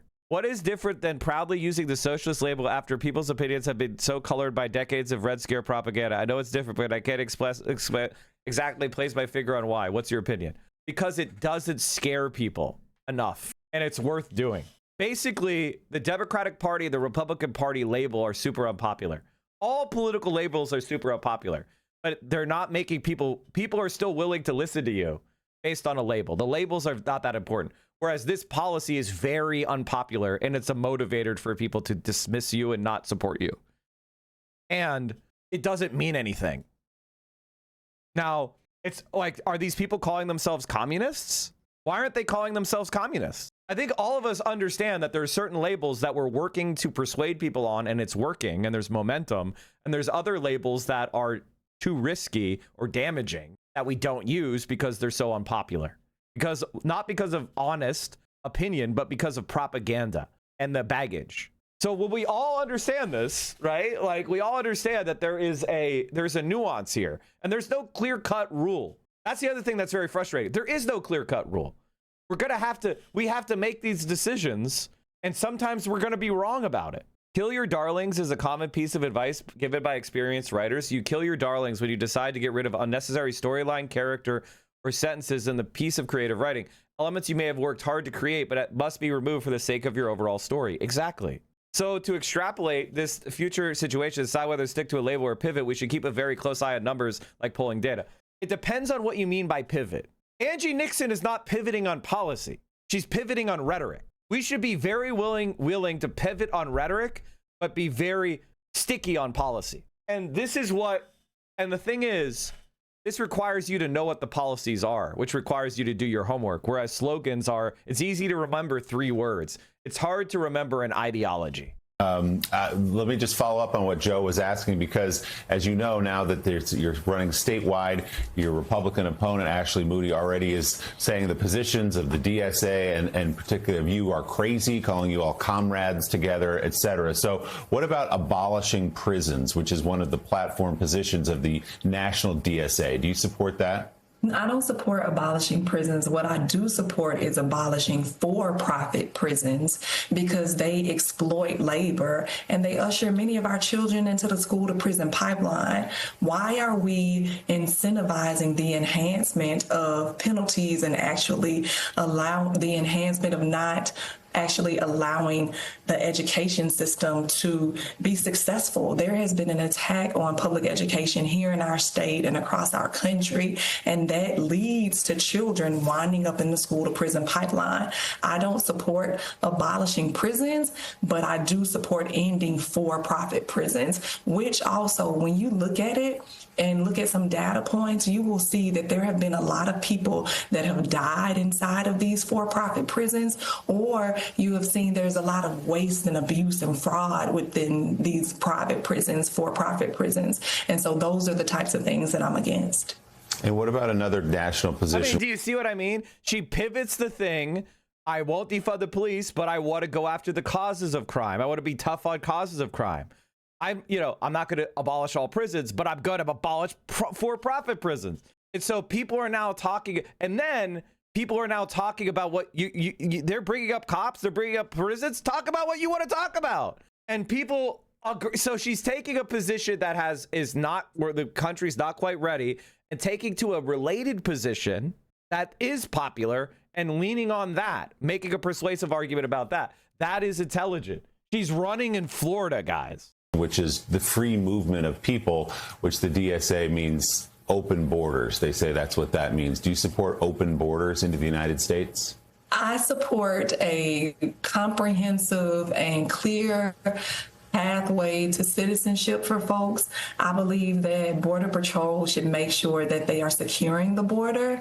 I believe, though, that there needs to be a clear, comprehensive, and compassionate pathway to citizenship, especially for folks like Haitians and Venezuelans and Syrians. The Haitian community here in our state contribute over $2.6 billion to our economy. And not only that, it's not only just about their labor. It's actually about the culture that they bring here. They are amazing people. And so there needs to be a clear pathway to citizenship, especially if their country is still so unstable. I mean, the Department of State has issued warnings to people traveling over to Haiti. And so how can we be okay with ending TPS status for folks if we say that Americans shouldn't go back there or go visit?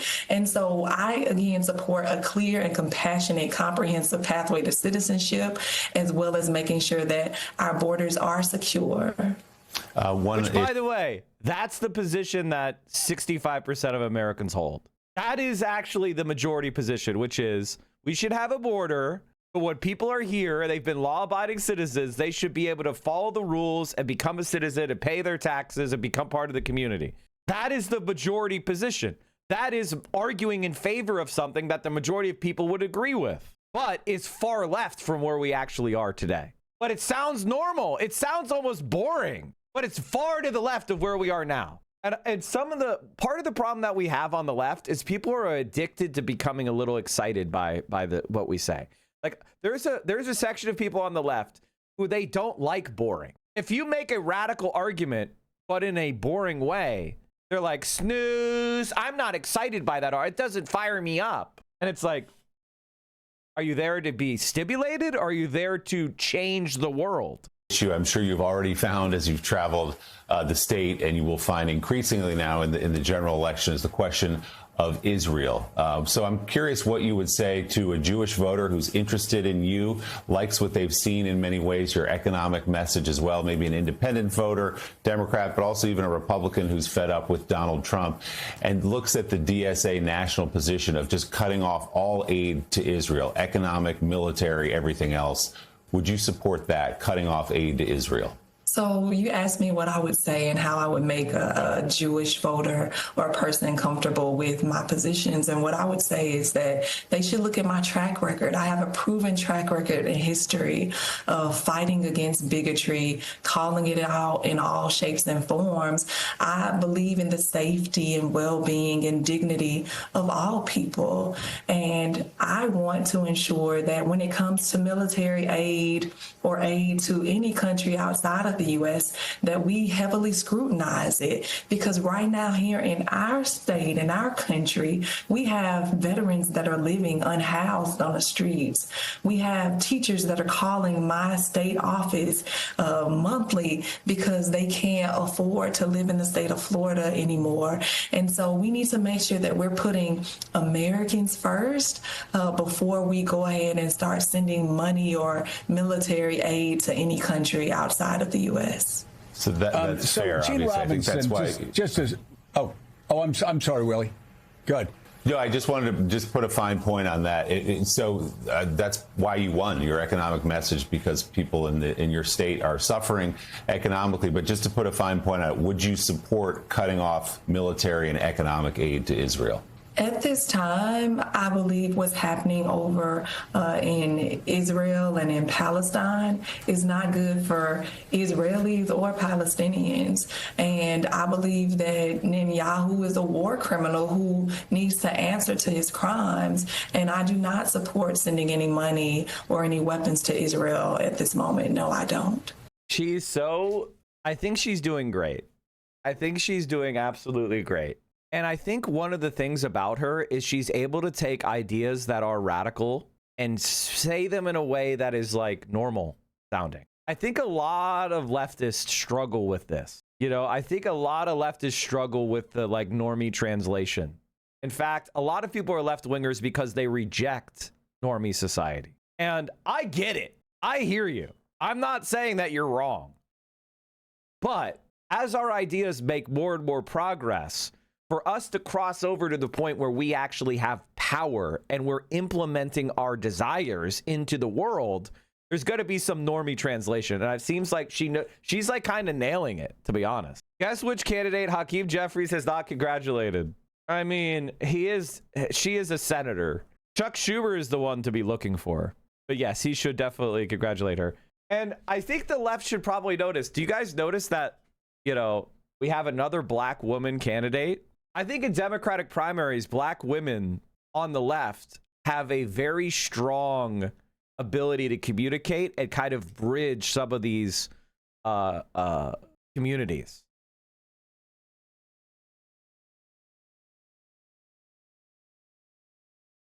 I think that's something that I'm kind of noticing about some of these overperformers, right? Here is her talking about Palestine back in 2023. We are at 10,000 dead Palestinians. How many will be enough? I also... A Republican said all of them. My colleagues just said all of them. Wow. One of my colleagues said all of them. One of my colleagues also stated that this is going to dry up their fundraising if we vote on this resolution. I also want that, like, that's what we've become in this state. That's what we've become in this state, where we don't care about innocent babies that don't even get the opportunity to blow out their first birthday candle. We are at 10,000 days. Amazing. Beast mode. Feels good to win, man. All right, let's watch Israel News talking to her. Party's left wing. State legislator Angie Nixon, a Democratic socialist, won her Senate primary in a state that has shifted deeply Republican in recent years. She defeated Alex Vindman, a former national security official and well-known Trump critic. Her victory follows gains for Democratic socialists in other states. And Angie Nixon joins us now from Jacksonville. Good morning. Good to see you. Good morning, Vlad. How are you? I'm doing well. Thanks so much for joining us, and congratulations on the win. I want to jump right into it. You were outspent by more than 20 times, and prediction markets, which I thought was really interesting, prediction markets had your opponent with a 90% chance of defeating you. Now you... Prediction markets know fucking nothing. They're just conventional wisdom repeaters. They know fucking nothing. They're fucking useless. Are the nominee, and registered Republicans, they outnumber Democrats by 1.5 million in Florida. So I just want to go through a couple of issues that you've been campaigning on. You want Medicare for all and free universal child care and pre-K. How are you suggesting taxpayers pay for that? Yeah, for sure. So thank you for that question. I have been traveling all across the state of Florida, having conversations with folks.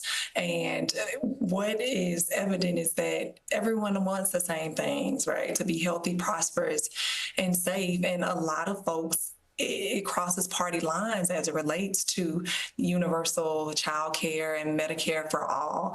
And how do we pay for that? Actually, Medicare for all, we're already spending the amount we would be paying for Medicare for all right now, even while folks are still paying for co-pays and deductibles and co-insurance. And when it comes to universal child care, I think it's important to note that for every $1 we spend, that puts $3 back into... So, Representative, how would you pay for that? Economy. Yeah. And so how I would pay for that, right? I would repeal that big BS bill, because that's what it was. It wasn't beautiful.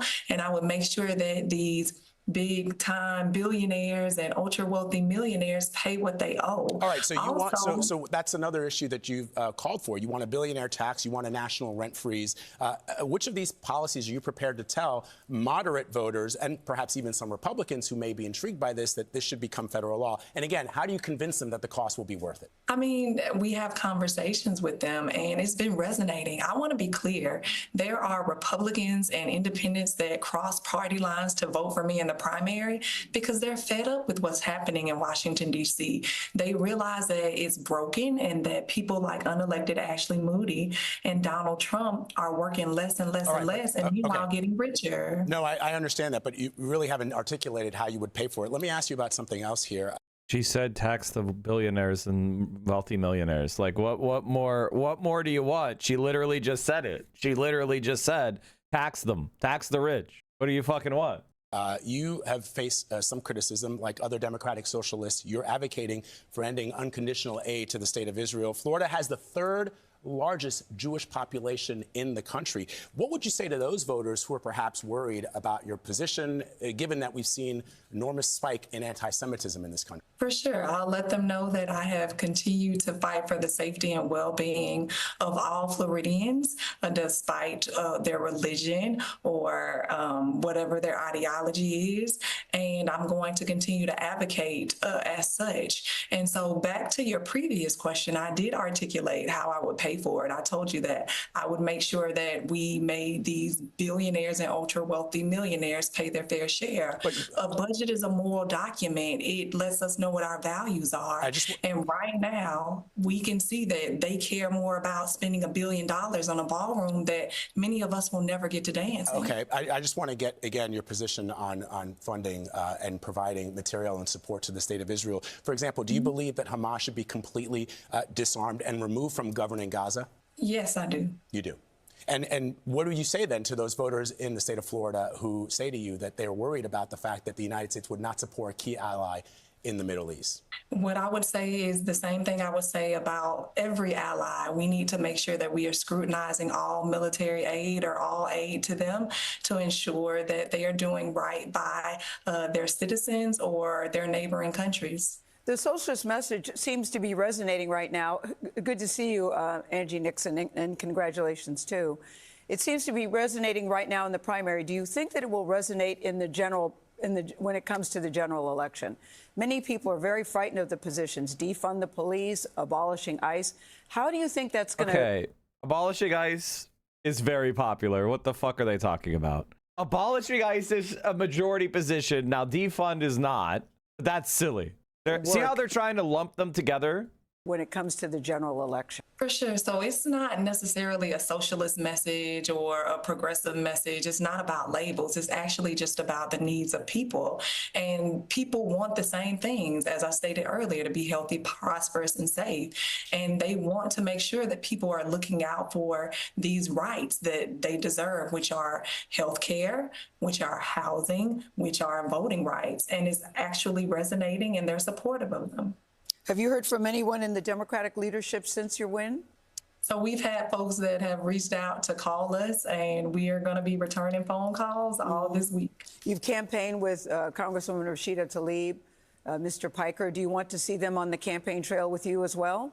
So I have not campaigned with Mr. Piker. Not sure where that information came from. I have campaigned with Congresswoman Rashida Tlaib. And so she is someone who wants the same things that I want, to make sure that government is working for people and not against it. And so I'll continue to do the same thing. But I have not campaigned with Mr. Piker at all. Not sure where that came from. All right. My apologies. I thought that you had. My apologies about that. Would you want him to campaign with you? I don't really know who Mr. Piker is. I've heard about him, and so you don't know who he is? I said I don't really know who he is personally or anything like that. I am actually focused on Florida and making sure that I'm talking to voters here. She has never campaigned with Hassan, and yet they're trying to force Hassan Piker into this. Hassan Piker is now a more important question in American politics than Medicare for all. You have to understand that I fear for Hassan. I fear for Hassan because an autistic himbo who has good heart is like It's like catnip for insane evil people. They cannot accept that he has his own motion, and they can't use like gatekeeping and social pressure to like knock him down. They have no power over him, and it's driving them insane. Like, this is actually batshit crazy, dude. Like, Hassan, it's like how autistic people make narcissists go insane. It is. I feel like this is a phenomenon that has to be recorded, and like, it has to be. It has to be. Textbook. What is this? His story today is crazy.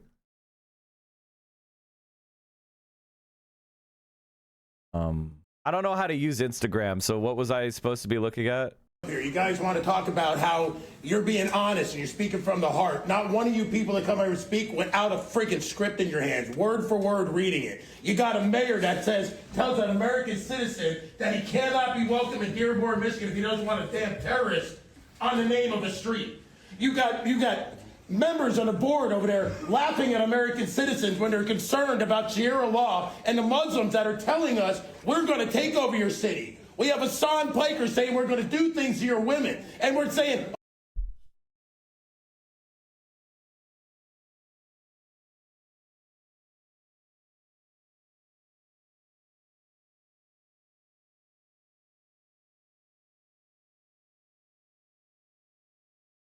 But Hassan has trolls from 2018 that are still hitting. Like, he has trolls from 2018 when he was like, yes, we're going to do white genocide. We're going to date the women and they're going to love it. Those trolls are still hitting. Oh, this is peaceful? That you people came here to give us peace? You guys came here to conquer us. This is the Crusades all over again. You're going to think you're going to take this country without firing a shot? How about this? How about the American citizens say, no, you're not going to do this. That's right. We're going to stand up. We're going to tell you, everybody here, from felons to normal people, Bible thumpers, little grannies everywhere, tell this Muslim invasion, you're not going to happen in the United States of America. It's so fucking weird how every single immigrant wave to this country is the exact same. It's like, you could just look at the history books, and every single time an immigrant community comes in this country, there's this fucking freak out that they're going to replace the culture or whatever, and then a generation or two passes by, and they're no different than any other group. And they all get assimilated, and they all, they have maybe they make shawarma, or they make bulgogi instead of, boiled chicken or whatever the fuck British people eat. Spotted dick and jellied eels, but that's about the difference. Like, I'm a half Scottish and half German, chat, and my grandfather, who was Scottish, who immigrated to this country at 14 from Scotland, he would eat Limburger cheese and raw white onion. And I want you guys, like, when you watched Ren and Stimpy cartoons and they wanted to show something being stinky, they would show Limburger cheese. Okay?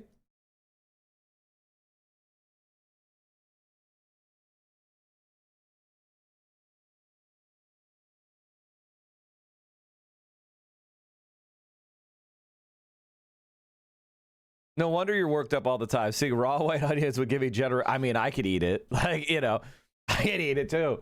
We're talking about single malt scotch, room temperature, Limburger cheese, and raw white onion. Okay?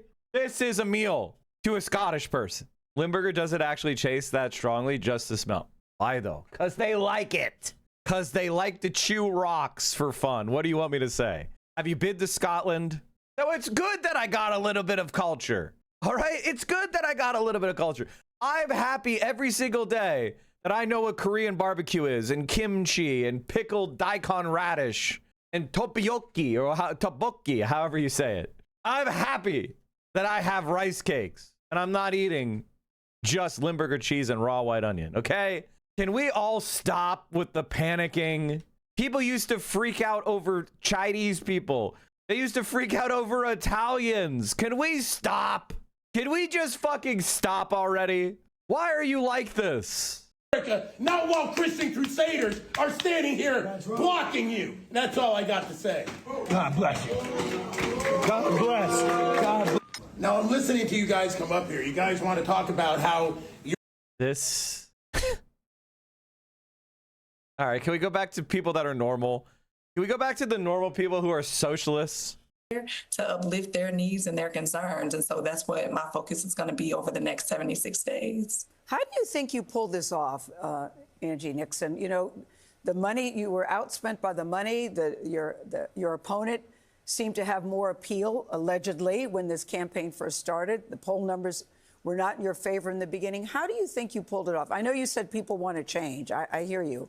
But what do you think happened? Yeah, for sure. So I worked hard, but I was a former single mom for 12 years. So I know how to make a dollar stretch. And I want to be clear. We knew we were going to win. I am a former union organizer and I'm a current community organizer, and we work hard and we go and speak to everyone. And that's what the difference was between me and Mr. Vindman. And that's going to be the difference between me and Ashley Moody, because she doesn't like to show up to speak to constituents.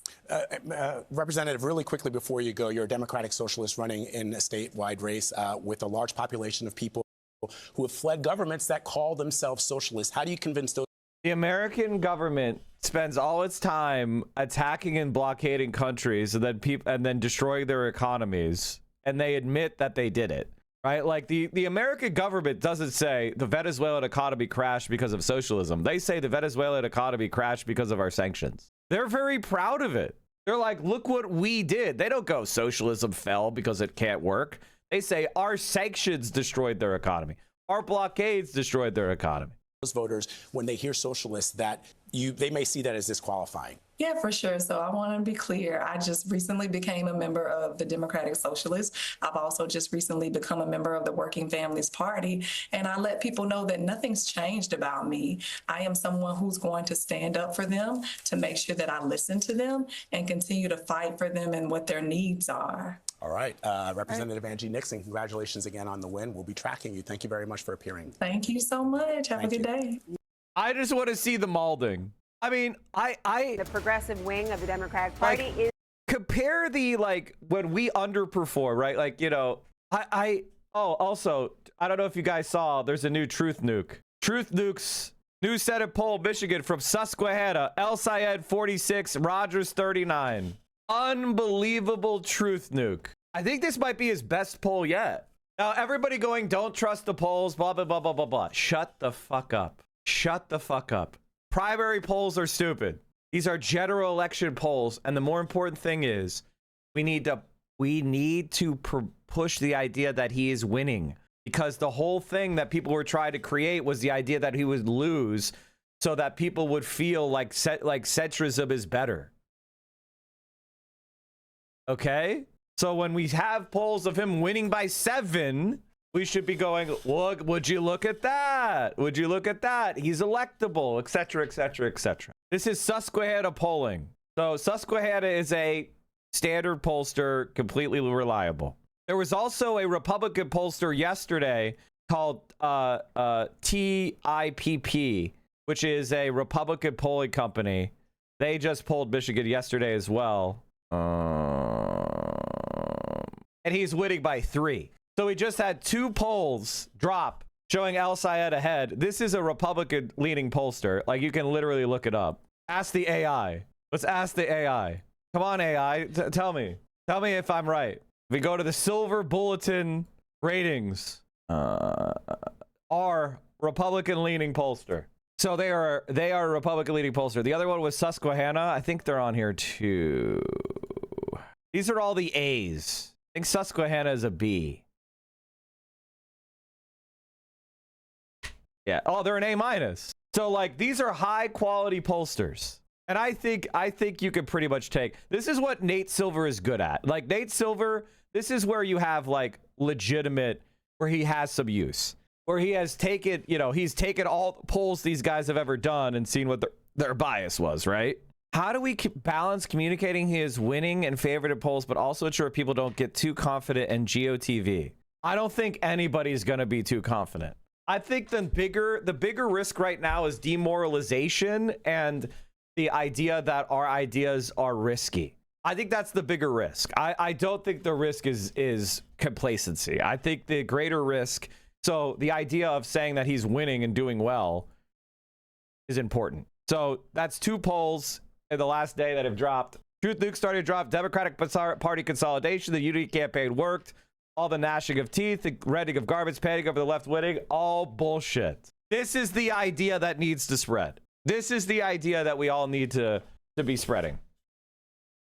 Because again, remember, this is obviously it's the midterms, right? Obviously it's the midterms. But, oh, Rasmussen beats Plus. Oh, you guys don't know about Rasmussen? Rasmussen is probably one of the most cunning pollsters of the entire group. They'll do biased polls, and then in October, they drop fair polls. So, they do biased, and then in October, they start dropping real polls. It's actually insane how evil that company is. Here are 6 polls aggregated. I mean, it's happening, folks. It's happening, folks. Abdul El Sayed is now the favorite. This Fox News poll took place, the TIPP of the Fox News poll took place during, right after the primary. This Susquehanna poll is the first poll that happened post-primary, post-unity campaign. So you can literally see the unity campaign is working. Whereas Rogers always had Republicans consolidated. Rogers got a fuck ton of money. So does Abdul. He's like the top fundraiser on Act Blue. Mike, I have a question. Could Sam Forstog win Montana? It's a very red state. No, it's not. Montana is probably Montana is quietly one of the top flip states from red to blue. It's Montana is definitely thought of as way more conservative than it is. They had like Democratic senators. They've had Democratic governors. Like, it's definitely way closer than people think. Now, obviously, they hated Kamala Harris. There's no doubt about that. And Joe Biden wasn't very popular. But I would say Montana is definitely as a state that I feel like is trending in our direction slowly. Bro, it's not it absolutely is, especially because they got another Montana congressional seats. Don't they have like a purple district? Or did they gerrymander it? I feel like Montana is one of those states where I'm like,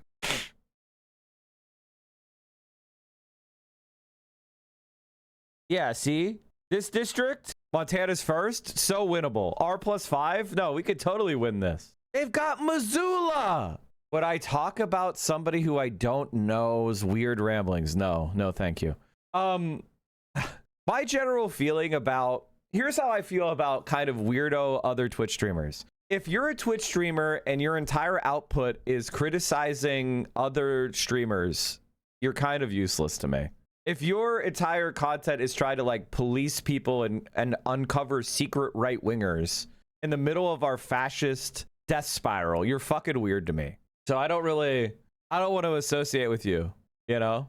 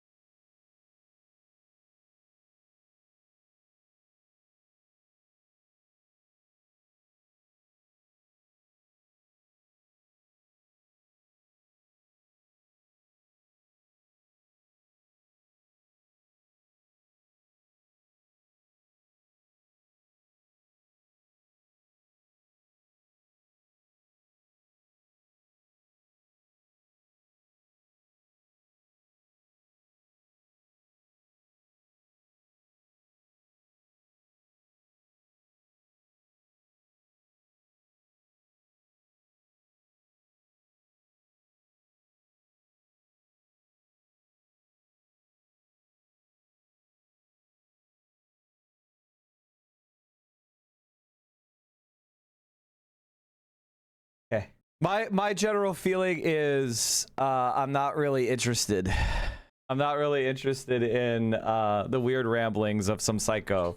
Also, can I just say one other thing? I will say this. You cannot trust, God, these people are fucking weird. The way they betray people's confidence, it's fucking weird, dude. It's fucking weird. Imagine betraying people's confidence because you were told people don't want to fuck with you. That's crazy, dude. What a fucking weirdo, man.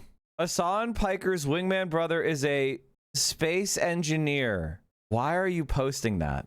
When am I going to start wearing suits like Hassan? When it's appropriate. Oh, hell, daily dose of Zoran propaganda. New York City is offering parents a free night out. Mayor Zohran Mamdani says that he wants New York City parents who haven't had a date night in a while to put something on their calendar. While you're out enjoying yourself, the kids will go to their local recreation center for an evening of full supervision and structured fun. We'll be good. I pick up the okay, sorry. What do you think your mom's gonna do tonight? Clean up our house for my pet's birthday party. It's true. It's a cleaning day. What do you guys think your parents do for fun? Work. We're going out for Jim's birthday. We're gonna go have tapas, and the kids are excited to play some games. Thank you very much. We'll be back in time.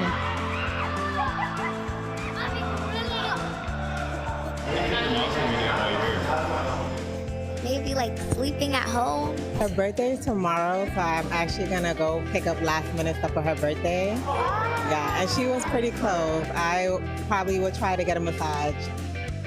Oh, I'm so happy for this initiative, and I hope that all the parents and kids have a wonderful time. Thank you to the mayor for all you guys do.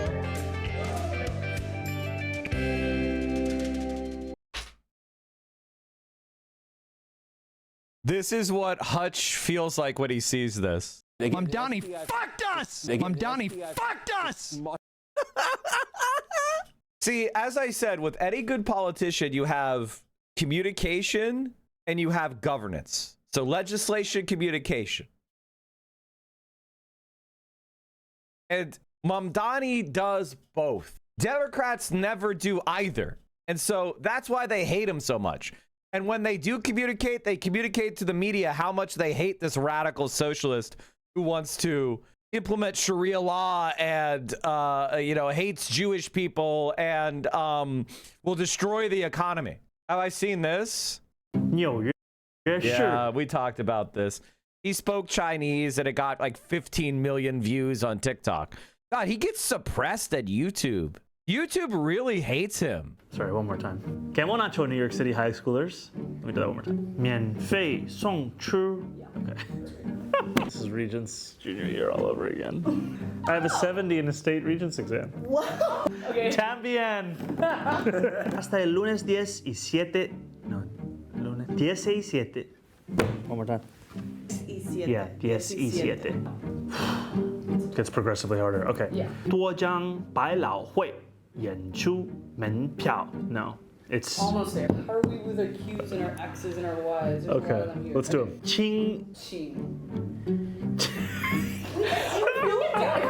The Theater Development Fund.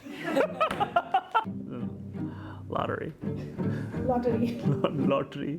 I'm just gonna say lottery. Broadway show. দেখার জন্য. 17 August. Okay, then the rest is okay. Okay. A dual track rocket recovery. Okay, what are we talking about? China becomes first nation to ever recover orbital launch rockets with two distinct paths. Oh, wow. Yeah, I mean, China is just... Is there any issue that China is not out competing the U.S. in? Is there anything? Wasting money on foreign wars? Supporting Israel's genocide? God, she's so cool. Angie Nixon, man. All right, let's watch CNN Malding. Showing it's still got momentum, pulling off a surprise primary win in Florida. Democratic Socialist Angie Nixon upset establishment favorite Alex Vindman in the state's Democratic Senate primary. Vindman was a key witness during President Trump's first impeachment and raised, get this, more than 16 times as much money as Nixon. State Rep Angie Nixon joins me now. Representative, welcome back to the show. Congratulations on your win. Your opponent, as I mentioned, had more money, had the backing of the Democratic establishment. What message do you think your win now sends? Well, for sure. Thank you for having me. And I want to be clear. We knew that we were going to win. Our campaign knew that we were going to win because we put in the work and because we went out and we centered people and the issues that concerned them and that they cared about. The fact was that folks are upset because Donald Trump and unelected Ashley Moody only care more about ensuring that their campaign donors and corporations are getting richer and richer. And meanwhile, everyday people are working harder than ever and still struggling just to stay afloat. And so we were able to resonate with people also because I have a proven track record of standing up and being a fighter. And again, as I stated earlier with you today, it's not about people's labels for me. I'm a single mom. I was a single mom for, 12 years. I'm a mother now. I'm an organizer. I'm a community organizer. But more importantly, it's about the needs of the people. And what people need is they need housing, right? They need universal health care. They want universal child care to help lower their costs so that they can just be able to live without struggling or anything like that.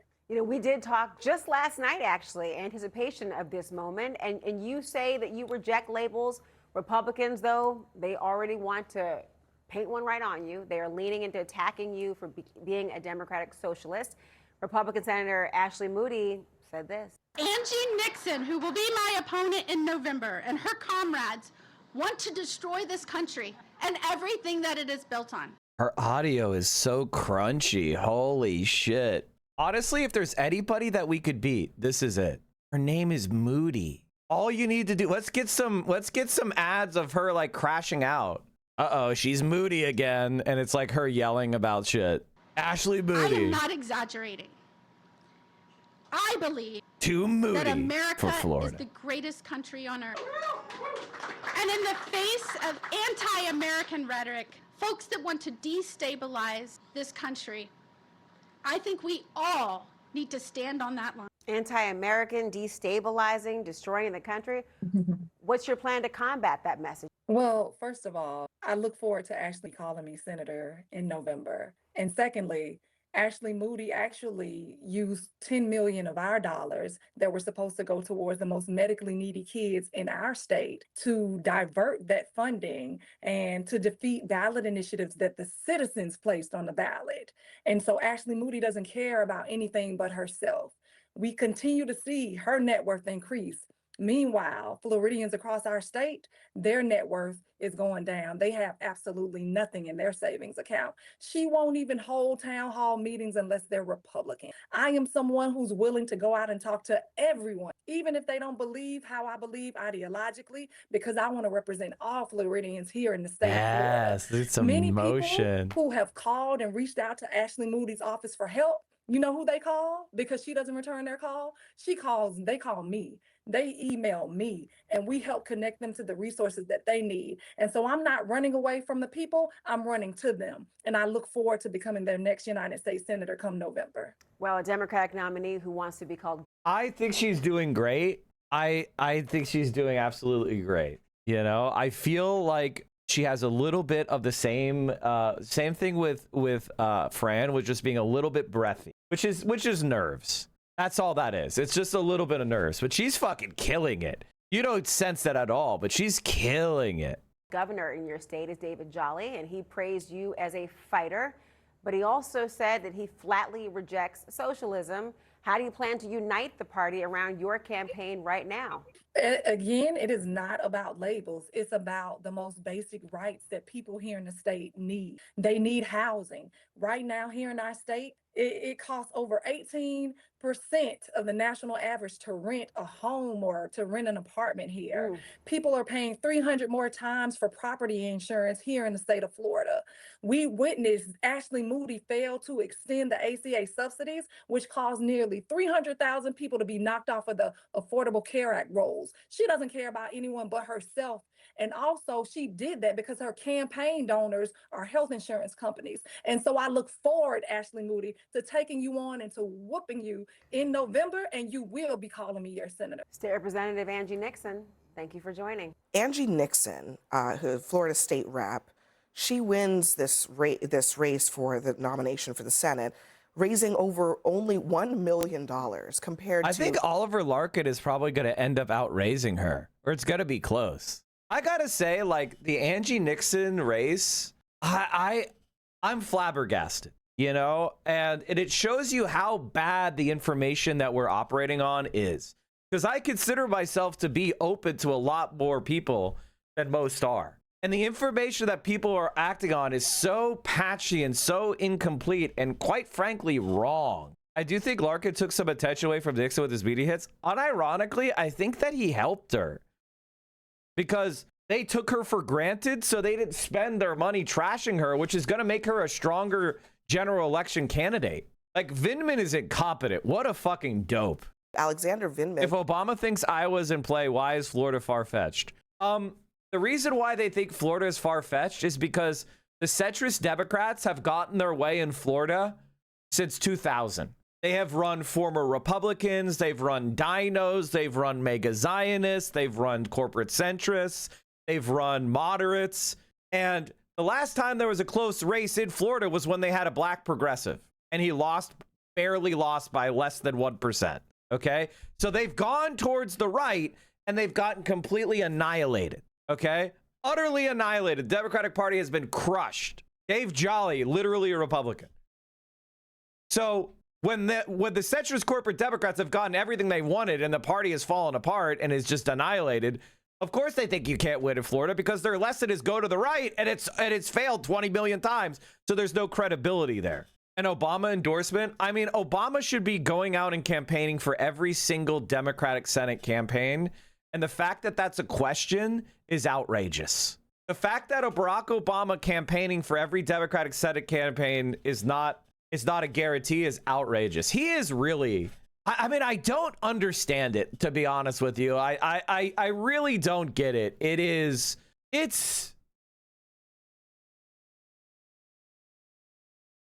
just so bad, man. It's like, haven't you made enough? I mean, how many hundreds of millions of dollars have you made?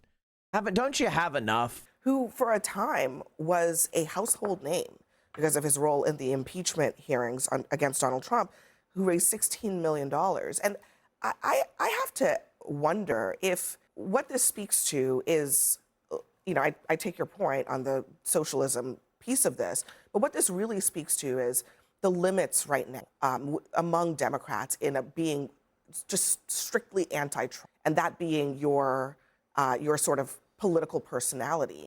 One of the things the DSA is doing is talking about kitchen table issues, economics, and they're doing it in a way that rubs some people the wrong way, but that's what they're talking about. Yeah, but also remember, too, this is a two-person race, and African-American women are really the base of the Democratic Party, and African-American woman won. She's a native Floridian. Vindman, I don't think, was as connected to the state as she was, and so, you know, I think that makes up for a lot, and so I think it's hard to parachute into some of these states and say, I'm your guy. It doesn't always work out so well. So I think Charlie Dent. Oh my God.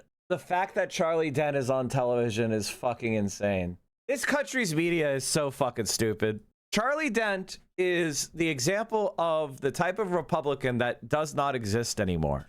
Charlie Dent, the guy talking, is what we would call a traditional moderate Republican who was pro-labor relatively, and on top of this, he was the chair of the ethics committee. This type of Republican does not exist. This person does not exist. They have been annihilated. They don't exist. Stop it. Stop putting him on television. It's stupid. It's stupid. that's part of it. But I do think I agree with Noah. I mean, this is a gift to the Republicans in Florida, because now that Senate seat, which was really not that competitive to begin with, was even less competitive now. I question whether it would have been that competitive. I think Alex would have been competitive against Ashley Moody. She hasn't really done anything for Florida. She's been a rubber stamp for Trump. And Alex, I think Nixon is very. I mean, this stuff about like Vindman being popular when he got fucking smoked by someone who had no money. How does that calculate? Like, that makes no sense. They just assume their beliefs are true with no evidence whatsoever. He got smoked by somebody who had 16 times more money than. It doesn't make sense. Again, the only argument they have, these corporate centrist status quo, this is why nobody watches this shit anymore, is that closer to the center between the two parties equals more electable. And that's not true, and it's never been true. That's why Donald Trump won the fucking election twice. Donald Trump is not closer to the center than the average Republican, you fucking dope. Get out of here with this nonsense. And neither was Obama, by the way. Obama ran as a progressive, and Obama ran against Wall Street in 2012. Stop it. Would have been a stronger representative for the state of Florida. But to everyone's point here, it is difficult when you are new to the state. Florida is, one of those states where you really need to have roots there, especially for a statewide race like that. Maybe if he had run for Congress, it would have been a little bit, he would have had more success there. But, I applaud him for trying. I mean, Alexander Vindman is a hero. And I applaud him for trying. What the fuck is wrong with CNN? Can we get somebody who's like not a fucking corporate whore? At least one person representing the majority, the strong majority of Florida voters on the fucking panel. Is what do you mean hero? What are you talking about? What the fuck are you saying? He should be applauded for trying to run for Congress. Run for the Senate. His brother won for his twin. The Senate is in Congress, by the way. Congress includes both houses. I hate to correct you, but you are on national television, so the Senate is in Congress. So it's fine to say that he ran for Congress because he did. Brother ran for Congress in Virginia and won successfully. So it is, this is definitely going to take Florida off the board. But doesn't this lend credence to Donald Trump's narrative that the DSA is a national threat? That you can't really talk about this as a New York thing or a Seattle thing or a Colorado thing. It's a national thing. Therefore, we have to nationalize the socialist threat and also to convince Democrats to send as much money as they possibly can to this. I think that's a bit of a simplistic view of what we're seeing tonight. There is a lot of narrative around progressive versus moderate, but I think what's really important is the Democratic electorate is looking for candidates that are willing to take the fight in Congress to actually legislate. Cycle after cycle, voters have been very frustrated with the fact that they send people to Congress who end up being more interested in tenure than legislating and actual problem solving. And that's kind of the contrast you're seeing across the country. And unfortunately, for some of the more centrist Democrats that are running, progressives are doing a really good job of filling that. I mean, her platform includes a national job registry and inflation-adjusted wages and free child care and nationalizing the health insurance industry. I hear you. What's wrong with those? Are all great ideas. I don't support it. Again, why? Oh, I hear you. I don't support it. Put someone on there who will. She won. She's the majority of the Florida Democrats. Why are there nobody that's the Democratic voice on these panels? It's fucking crazy. I don't support the DSA. Popular is one thing. It's popular to say not Medicare for all is popular. People don't like to lose their insurance. I think we will find out, right, how the... By the way, you could do Medicare for all in all sorts of ways. We could do single payer in all sorts of ways. We could do an all payer system. We could do all sorts of things. What we're talking about is high quality insurance as a fucking right. The DSA candidates fare in all of these different places. I think it's definitely going to be state by state, district by district, all of that. But I don't think we know for sure. Let's talk about Angie Nixon, because she pulled no punches, minced no words. Ashley, do you think that she has a shot in a state like Florida? Can I say no? I mean, you can say whatever Florida. you want. It's truthful. It's Florida. I mean, she won the race I think she could win, which was primary race in the Democratic primary. She's a better political. Former communication director for VP Harris. I mean, this is the Democrats that we have on television. Just the most cucked fucking losers of all time. Kamala Harris can't win in Florida. That's what we do know. Maybe you should pipe down. Athlete than Vindman is.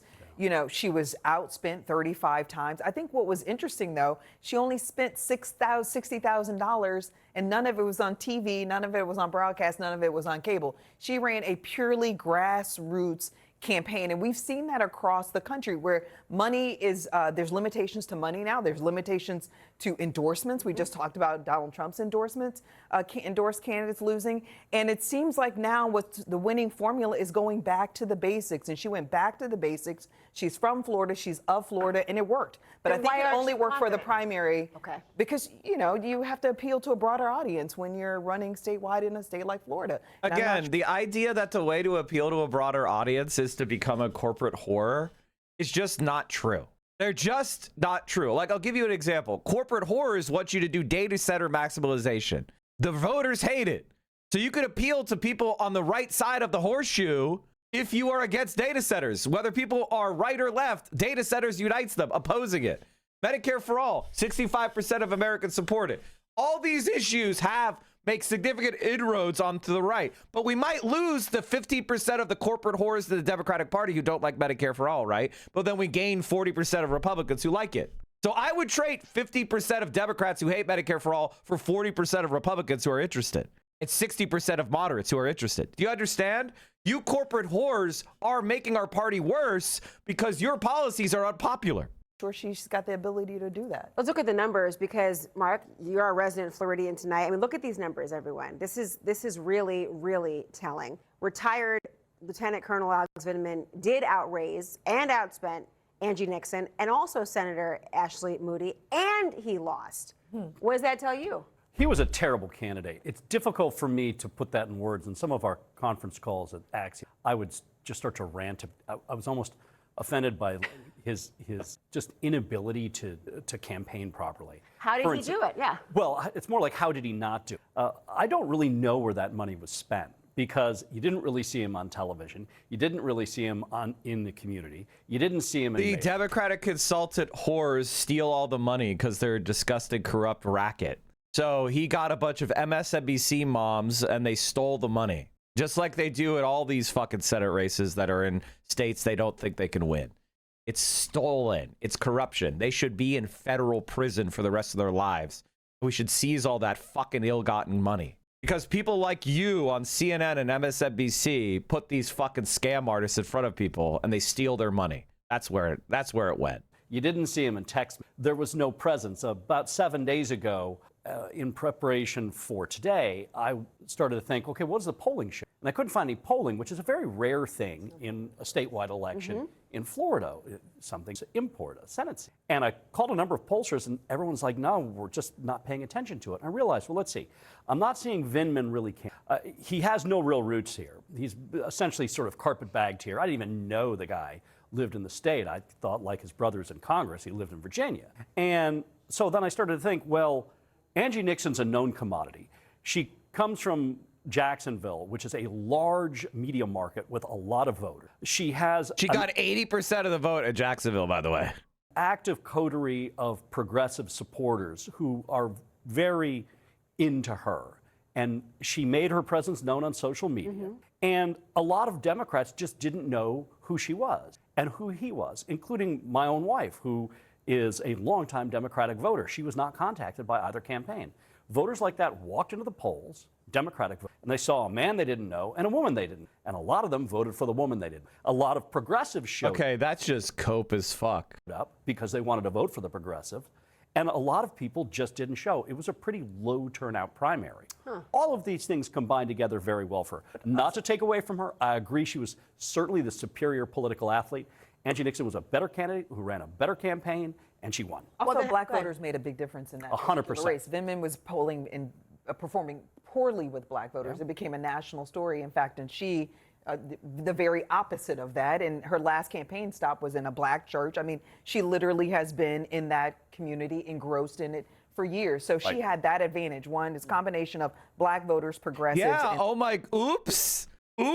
When you can't use the black voting machine for dismal corporate scum, and it actually is represented by someone who's part of that community, you're fucking cooked. Who knew? And then some white progressive voters. Well, there's 28% of the interesting notion, though, then, because on the one hand, you don't want to your Chapo hate back because I need these takes. Okay, first of all, it's not that I don't hate Chapo. I'm just describing the way that they have changed over the years, which is they were 100% of the Bernie campaign, and then they got depressed when he lost, and they're wrong about things now. I have the same takes they used to have in 2020. You know, they got disappointed, and now they took their ball and went home, and they're just wrong about that. Things are better than ever for the left, and you should be interested and engaged. What her accomplishment is, or her track record and her resume. On the other hand, it sounds like this race might not be predictive of a larger, much more involved one, but how are Republicans going to play this? I mean, it's Florida. Ashley Moody is a popular person. She'll be fine. Democratic socialists are not going to be terribly popular in Florida. I heard parts of Florida. I heard Miss Nixon say, well, it's not about labels, which I find curious, and she joined the Socialist Party just this summer. She affixed the label to herself, only now to say, well, it's not really about labels. I actually think Ashley Moody's remarks were dead on. She's just reading out of the Democratic Socialist platform. When you align yourself with people who fundamentally would like to rip, what we know is how America works out root and branch, you're kind of anti. This guy, you're kind of anti-America. They want to rip the way America roots. I mean, do you see how it's all rhetoric and bullshit? Anti-American. And all these socialists, whether they're in Florida or any other state, are going to face these same kinds of attacks. So I think Ashley Moody has the advantage here. Oh, are they going to call us a socialist? The Democratic leadership is in many respects way, way out of touch with where ordinary people are. Do you see the next presidential candidate from the Democratic Party being in favor of unlimited, unconditional aid to Israel? You didn't endorse Francesca Hong in Wisconsin. Why didn't you endorse her? Trump is in trouble. His poll numbers are plummeting. You resort to demagoguery. You resort to racism. You resort to calling everybody a communist. John Fetterman, he's openly attacking you all the time. Look, you want to get on television, you go on Fox TV and you say something bad about Bernie Sanders to get you some coverage. You would agree, would you not, that even if Netanyahu is replaced, the Israeli opposition leaders aren't much better. They all support the war in Iran. They all support the genocide in Gaza. They all support settlements. The left is pretty dominant in American politics right now, winning multiple major primaries across the country on a platform of Medicare for all, money out of politics, and opposition to Israel. In the latest victories on Tuesday night, progressive Peggy Flanagan won the Senate Democratic primary in Minnesota, and progressive Matt Little won a key Minnesota House primary, beating back more than $3 million in spending from AIPAC and its affiliates. Although in Wisconsin, Democratic Socialist Francesca Hong, who had been leading in the polls, lost narrowly in Wisconsin's Democratic gubernatorial primary. Still, many would argue that the seeds for this clear leftist revival that we're seeing here in the US right now were planted back in 2016 by Senator Bernie Sanders when he first ran for president. And the senator from Vermont joins me now to discuss these election results. Senator Sanders, thank you for joining me. I've been interviewing you, I checked, on and off for nearly a decade now, although it's your first time on Zateo, so welcome. Thank you for joining us. I feel like this is the first time in a decade of interviewing you where I'm interviewing you and it feels like you have won the argument on the big issues at home and abroad. If not with the American public, then certainly with the Democratic Party base. Is that how it feels to you right now? I think it does, but it's not me winning the argument. It's the American people understanding that you have an economy that is rigged, working people struggling to put food on the table, billionaires getting richer, people saying that's not right. And on top of that, a campaign finance system which is corrupt. Who in their right mind, who believes in democracy, thinks it's appropriate for billionaires to spend unlimited amounts of money to buy elections? So people are catching on. They want candidates who are going to stand up to the oligarchs and fight for working families. In that sense, we are winning and winning big. So on that note, Tuesday night's primaries, Peggy Flanagan, progressive, running for the Democratic Senate seat endorsed by you, won that primary against Angie Craig. A couple of other progressive wins in Wisconsin, with Matt in Minnesota with Matt Little, in Wisconsin with Rebecca Cook, people you endorsed. Last week, Abdul El-Sayed in Michigan, one of almost historic Senate primary victory. John Ossoff is amazing because he absolutely nailed Trump for what they are. Okay, guys, you have to understand, a lot of social media commentators, they grift off the algo. You know, it is what it is, okay? Whenever something's popular in the algorithm, you go, oh, yeah, cool, and you try to grift off of it. I'm sorry, it is what it is. People that are ideological and consistent are few and far between. Congratulations, you found one. It was also endorsed by you. What do these wins mean? What message do they send both to the Democratic Party establishment, but also... John Ossoff is our enemy. Gretchen Whitmer is our enemy. Andy Beshear is our enemy. However, sometimes you have to work with people that are in opposition to you against a greater evil. Right now, we're fighting to take power away from the Republican Party. But never, ever give any stitch of your heart, your support, or whatever to these fucking scum. All right? Spend your effort and your energy on the people that are actually good for us, like Abdul El-Sayed, like Troy Jackson, like Angie Nixon. Spend your energy with people that are going to be aligned with us. Don't spend your energy on anybody who's our enemy. Don't shine them up. Don't retweet them. Post negative stuff about them when they show up on your feed. Also to the Republican Party in the general. Mehdi, you said an almost historical win for El-Sayed. it was historical. Yes. I have never heard of a candidate who had to take on the entire Michigan Democratic establishment, the national Democratic establishment, and over $60 million in super PAC money and win. I've never heard about that. It is an extraordinary victory. And Peggy was outspent 4-1, and she won last night in Minnesota. I think what it tells me is that the Democratic leadership is in many respects way, way out of touch with where ordinary people are. People are disgusted with a corrupt campaign finance system. And I'm not sure at this point, but that all that money actually backfires on them. People say, why are they spending all this money? Maybe I'll vote for the other guy, you know? But it also tells me that people are catching on that we need fundamental changes in American society, that tinkering around the edges in terms of the economy, climate, AI, etc., are no longer good enough. So your critics in the party would say, hold on, Senator, we're not out of touch. Look what happened in Wisconsin last night, on Tuesday night. There was a Democratic socialist running for governor in the primary. She was leading in the... Again, I feel like we watched this already. Am I crazy? I feel like I watched this already, or am I in La La Land? Like, it got posted 4 hours ago, but I feel like I watched it already. I probably saw a clip on MR or something. Okay, let's move on. Let's move the fuck on. This story is so funny and it would make a good short.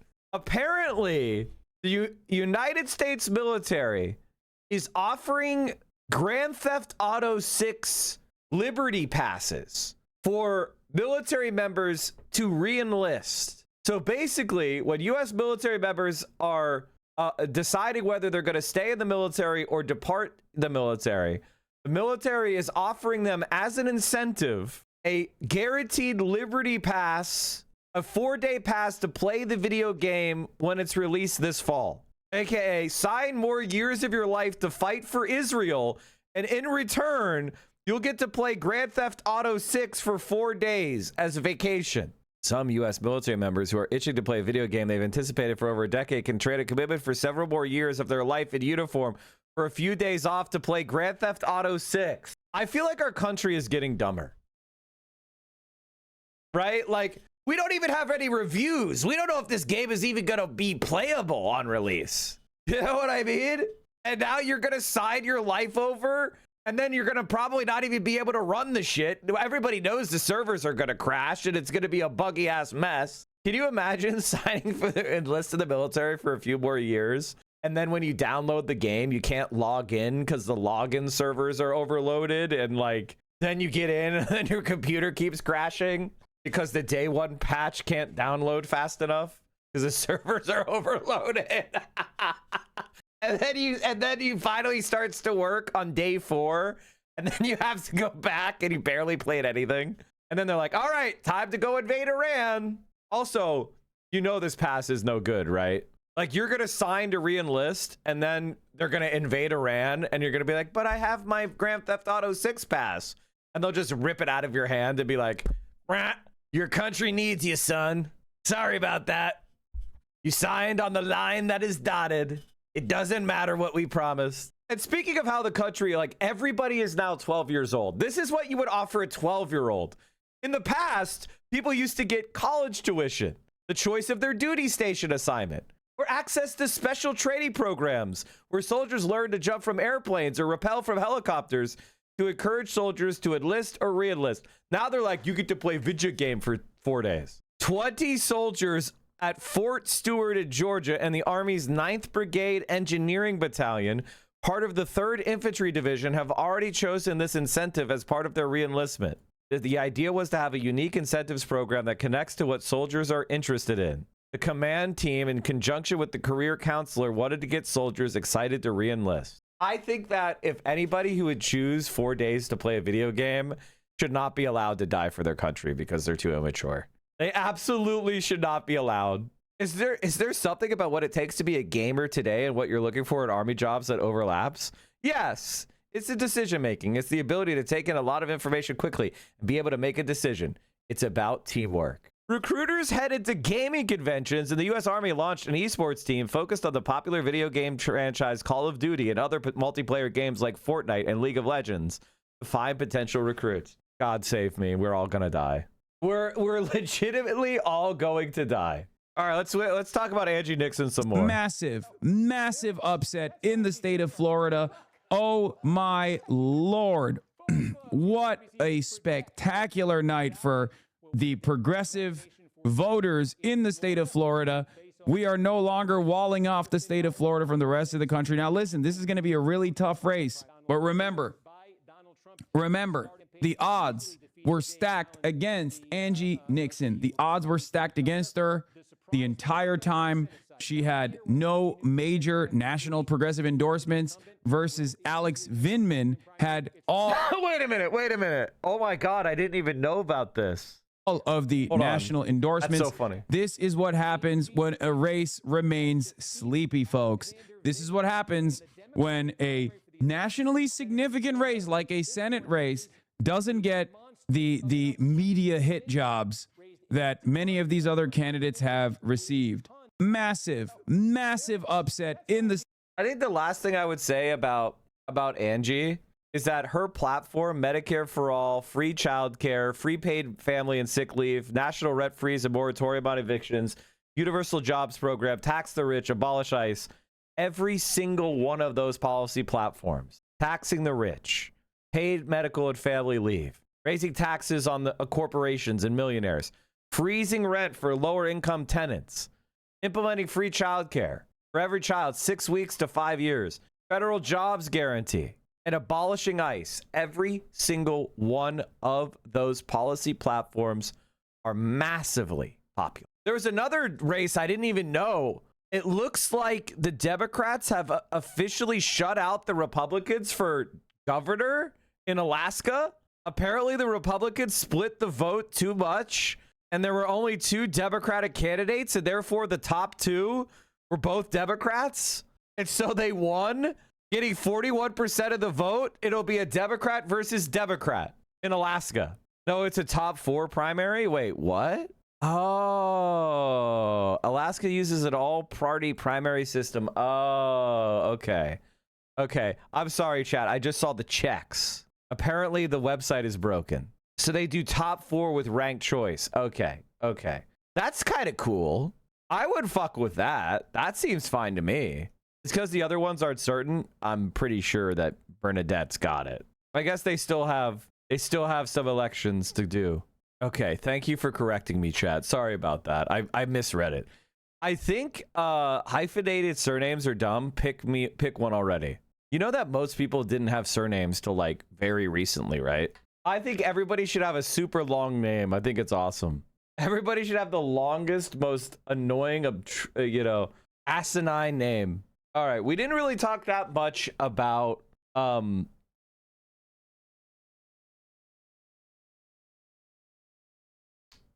James Fishback, because I noticed that he was endorsed by Asmongold, and I thought, this guy ain't gonna do well. And it looks like he got around 10% of the vote, but it's concentrated in young conservatives. Young conservatives are Nazis.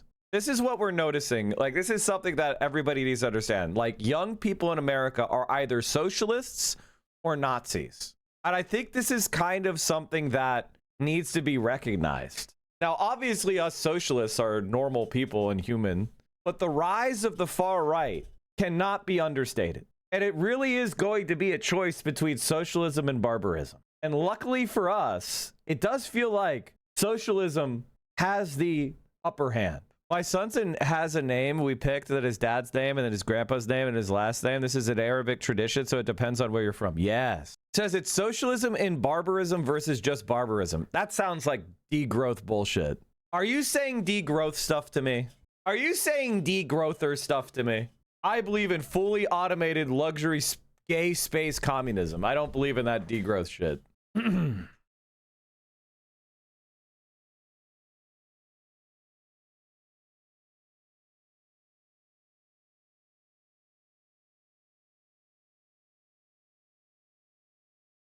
Our goal is Star Trek. Unironically, We want to live in the Star Trek society, not some dirt farming, subsistence, grim dark future where we barely scrape out of survival.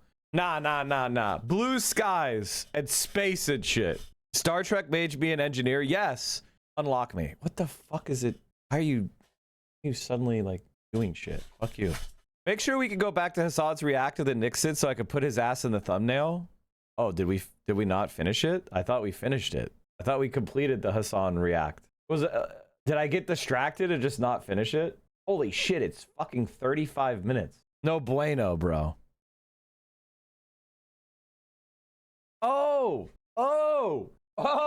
There's one thing I didn't react to, which is Jared Moskowitz. Jared Moskowitz melting down. This is the funniest thing I've ever seen in my entire life. My condolences to Hassan the Hun. We just won the Democratic primary for Florida Senate, and you're sending condolences on our direction? It's pretty wild that his first thought was a prominent critic of Israel before even thanking his constituents, LMAO, really worried about his genocidal emotional support apartheid state. My feeling is that if Oliver Larkin can run in probably the most Zionist district in the country and gather almost 35 to 40% of the vote, they're fucking cooked. They are absolutely fucking cooked. Oh, this is so funny. What the fuck? Thank you for this link. This is actually something I can riff off of, chatter. Appreciate you.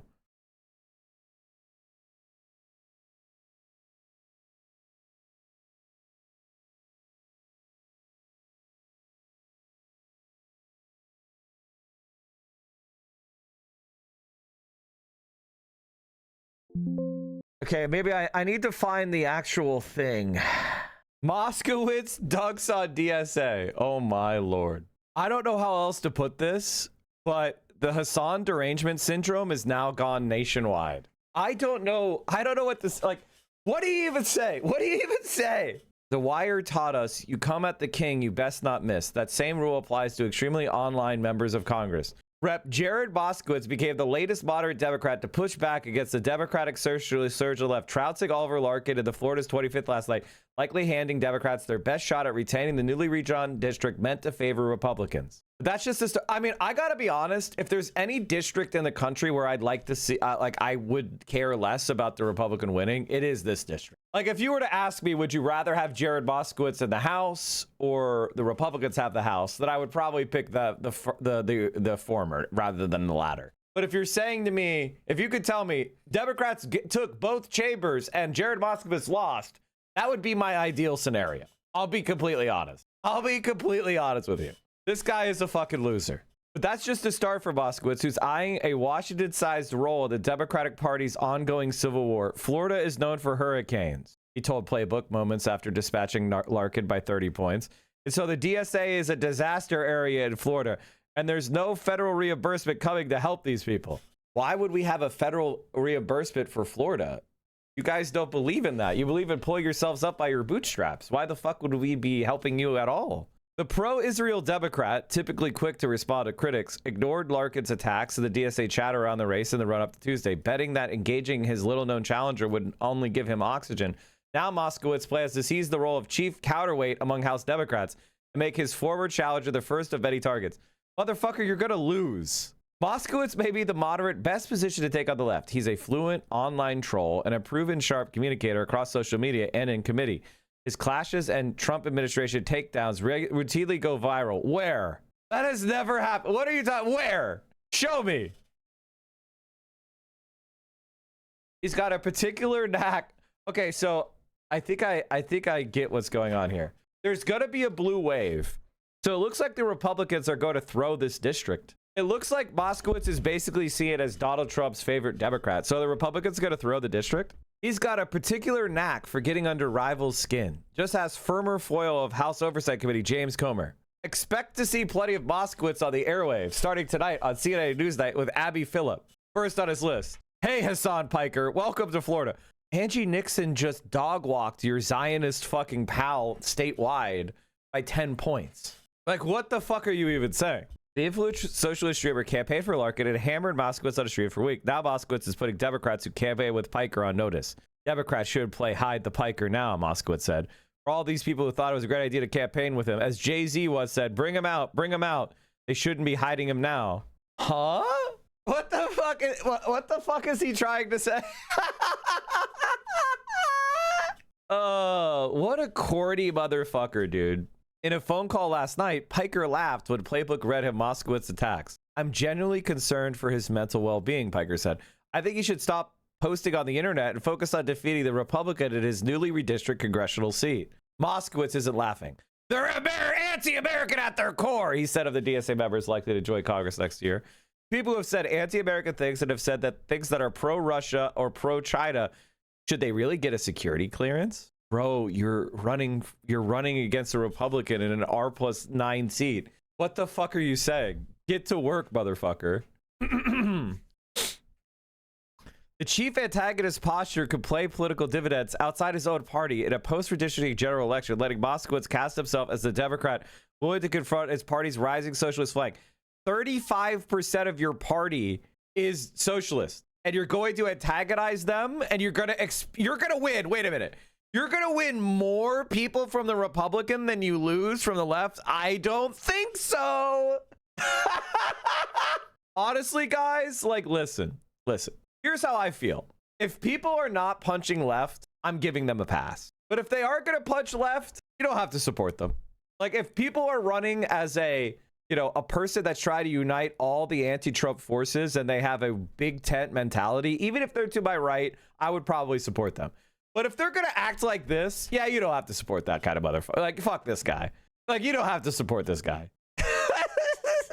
Drawing that distinction will become even more important after DSA member Angie Nixon scored a breakthrough nomination in the state Senate race and makes this comment to Playbook even more eyebrow-raising.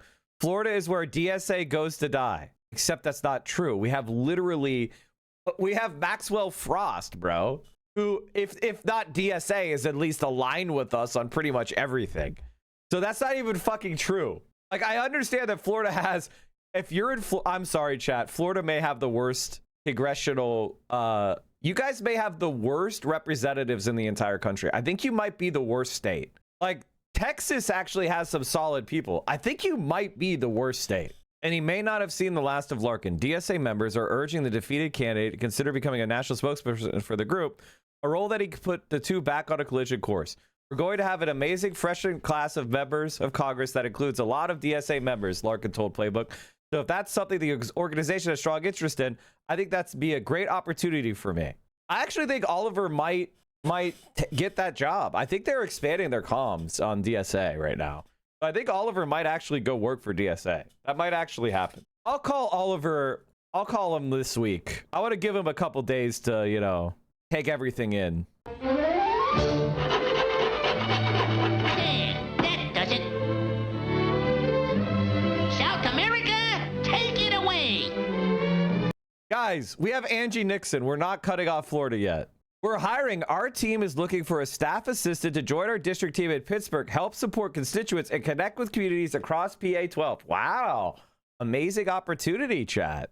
If you're in Pittsburgh, amazing opportunity. I'm going to just link that in the chat. Let's get a Mike from PA head in there. All right. Wow.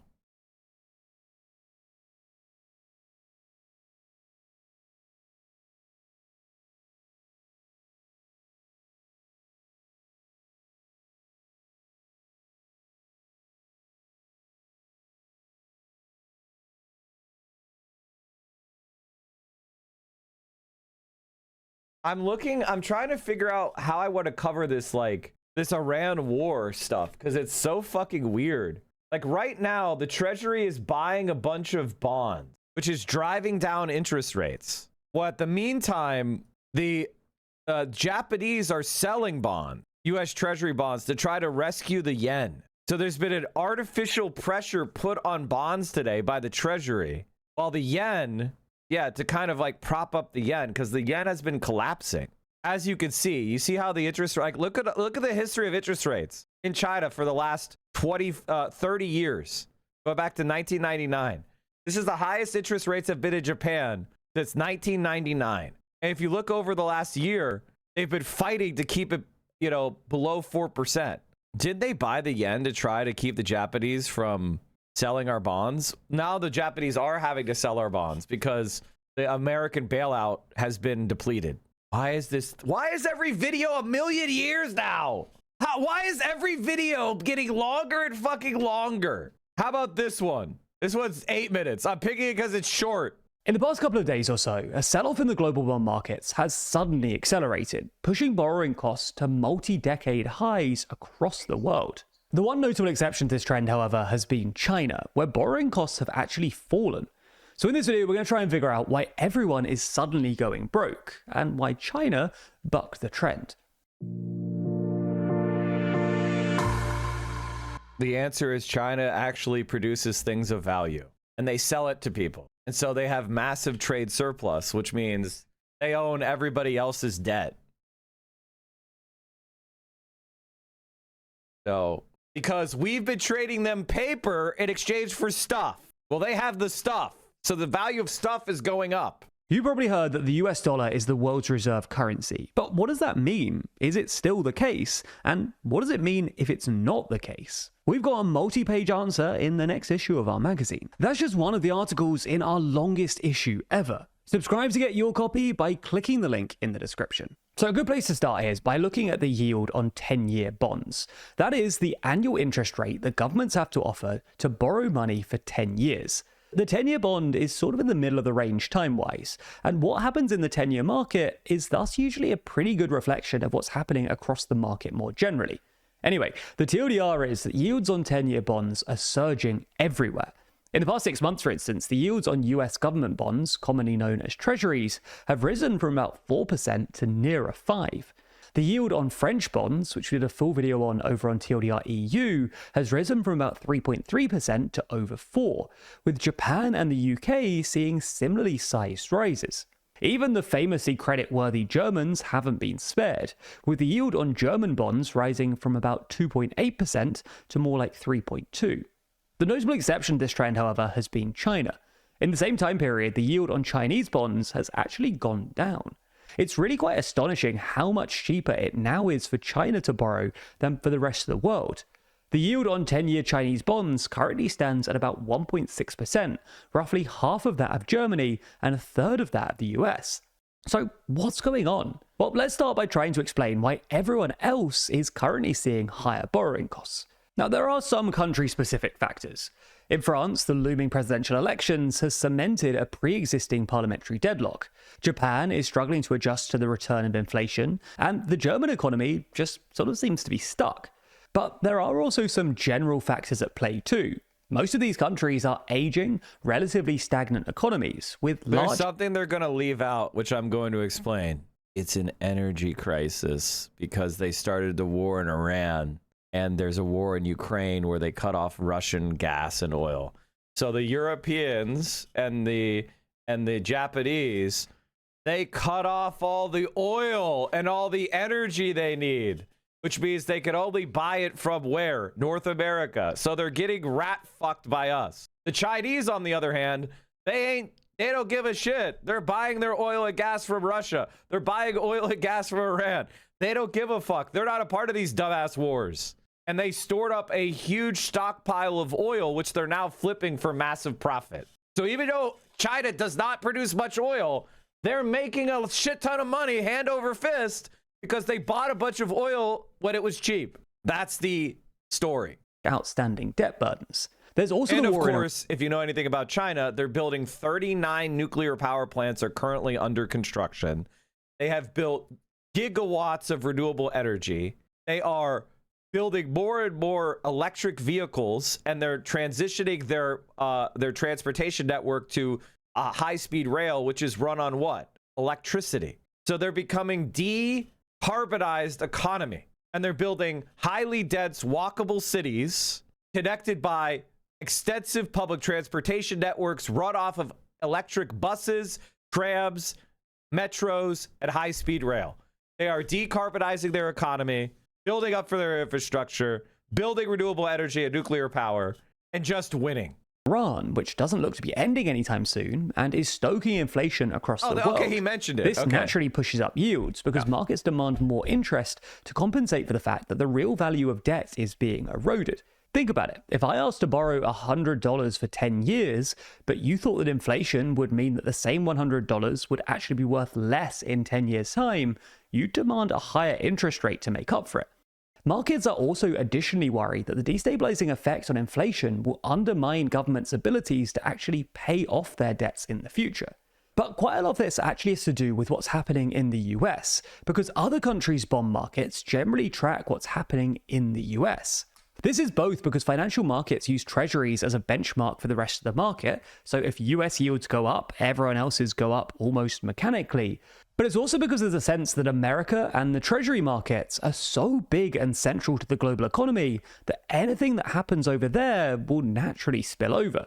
The problem with the rest of the world at the moment is that there are lots of things putting upwards pressure on treasury yields. The US is running a pretty massive deficit that doesn't look like it's going away anytime soon. The most recent data suggests that the US economy more generally isn't in great shape, and inflation is proving frustratingly persistent. Inflation-related anxieties in the markets have further been exacerbated by Trump's ongoing assault on the Federal Reserve and the unorthodox views of his newly appointed Fed chair, Kevin Warsh, who's basically signaled that he doesn't think the Fed really needs to raise interest rates to combat inflation. Anyway, all of these factors have conspired to push up Treasury yields quite dramatically, taking other bonds with it. So that's a pretty broad strokes explanation of why everyone seems to be going broke at the moment, which takes us nicely onto the second part of this video. Why has China apparently been spared? At first glance, this doesn't look like an intuitive outcome. For starters, China is the world's biggest oil importer, which means that you'd expect it to be vulnerable to any Iran-related increase in global energy costs. Moreover, while the Chinese economy is undeniably massive, on a per capita basis, China really isn't that rich, with the GDP per capita somewhere between Albania and Mexico, and middle-income countries are generally considered more vulnerable to global economic turmoil. So how did China buck this trend? Well, perhaps the first thing to say is that Chinese bonds aren't benchmarked to treasuries in the same way as many other countries' bond markets are, because the CCP imposes what are known as capital controls. In other words, it's difficult to get money in or out of China, which means that it's not as tightly integrated into global financial markets. But it's also because the Chinese economy has fared remarkably well during the war in Iran. This is in part because China stockpiled an absurd amount of oil before the war. Man, it's almost like all this analysis that I've done over the... Remember how I did the same analysis like months and months and months ago? And I predicted that this would occur, and then it did?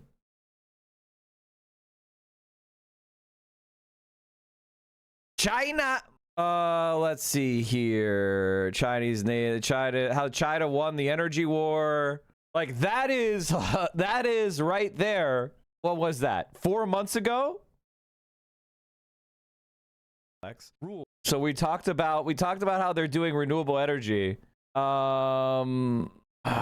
Did we talk about this? No, this isn't the video. I don't know. We talked about it. Maybe we didn't make a video on it, or I can't find it. But I literally talked about this very issue months and months ago about China's strategic reserve, which means that it wasn't as acutely affected by the subsequent disruption in oil markets, but also because China has a relatively diversified energy mix, in which coal and renewable energy feature more prominently. While the war did create some headwinds, the Chinese economy is still growing at a healthy rate of between 4 and 5%, driven by continued global demand for Chinese exports. Furthermore, unlike the rest of the world, China doesn't have an inflation problem. On the contrary, if anything, it's got a deflation problem, with inflation averaging only slightly above zero for the past couple of years. This isn't unequivocally a good thing, because it's both a symptom and the cause of weak domestic demand in the Chinese economy. But in the same way that inflation pushes up borrowing costs, deflation, or at least disinflation, brings them down. Finally, there is some tentative evidence that Chinese bonds are replacing treasuries as the world's reserve bond. For context, for the past couple of decades or so, treasuries have been the world's favorite bond, both because the US economy has always been considered pretty solid, and because the treasury market is massive and liquid. This has meant that during times of crisis, treasuries used to rally because investors saw them as a safe haven. But interestingly, this hasn't happened during the war in Iran. In fact, treasuries sold off like everything else, strongly implying that treasuries have essentially lost their safe haven status. Conversely, the only place where yields went down is China, and this trend has continued since, tentatively suggesting that Chinese bonds might have It is so crazy that we now live in a world where everybody kind of admits that socialists administer capitalism better than capitalists, that capitalists can't really be trusted. They need to have a strong socialist hand holding them down and shutting them up. Quietly replaced American ones. Well, how can I get my hands on Chinese bonds? I mean, do you think that the global economy is going to collapse?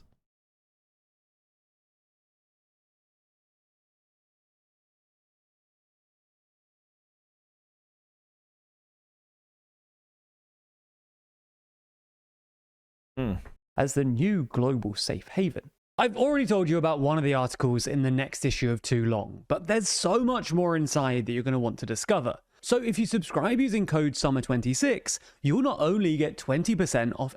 Okay, thank you for the ad. China just keeps winning. Here's a second thought video on China. Ooh, okay, now we're talking. China is beating the US by every metric.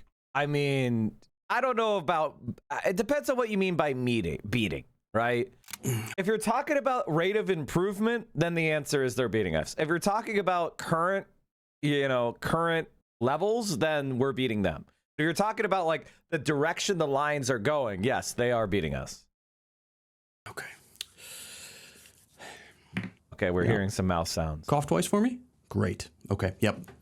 Why are you reaching under the table and fondling my balls? Also, why are you assuming that your audience has balls? A little misogynistic of you. Let's check in.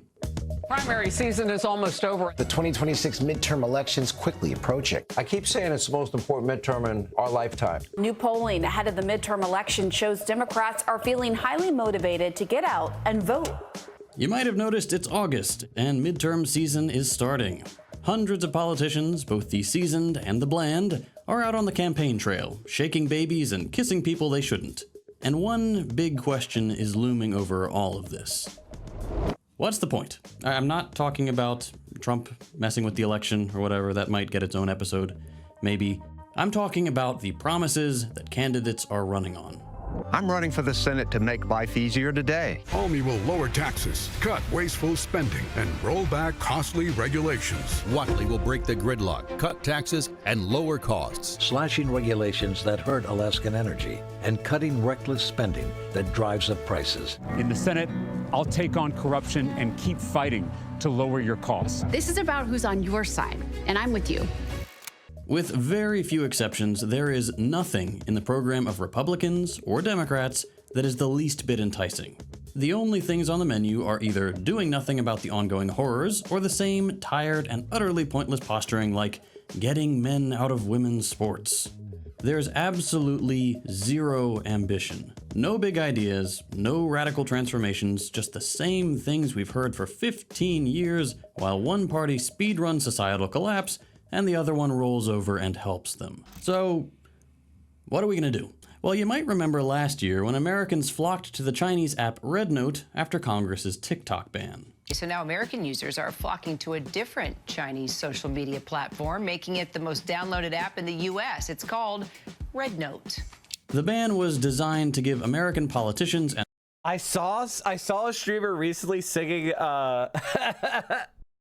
somebody fight, you guys know what I'm talking about. And capitalists another way to control what people saw on social media. I didn't even really finish the sentence, but you know what I meant.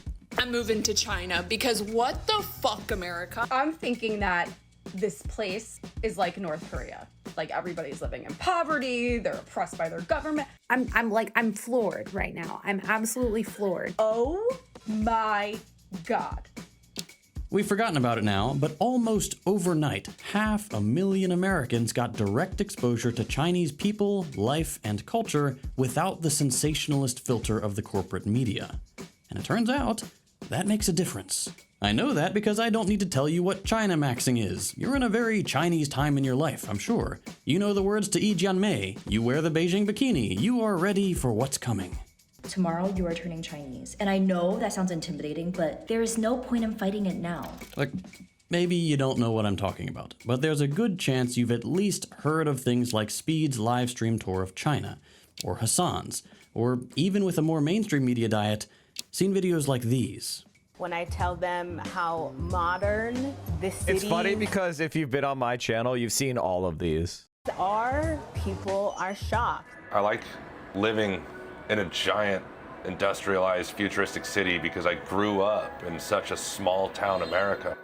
Americans are more than ever before. I did forget getting the shill, by the way, Chad. If you enjoy the content, please consider supporting by subscribing at Tier 1, Tier 2, or Tier 3 subs. We've had some exciting victories. We've had some disappointing defeats. Has this summer not been exactly what I promised you guys? The left is growing.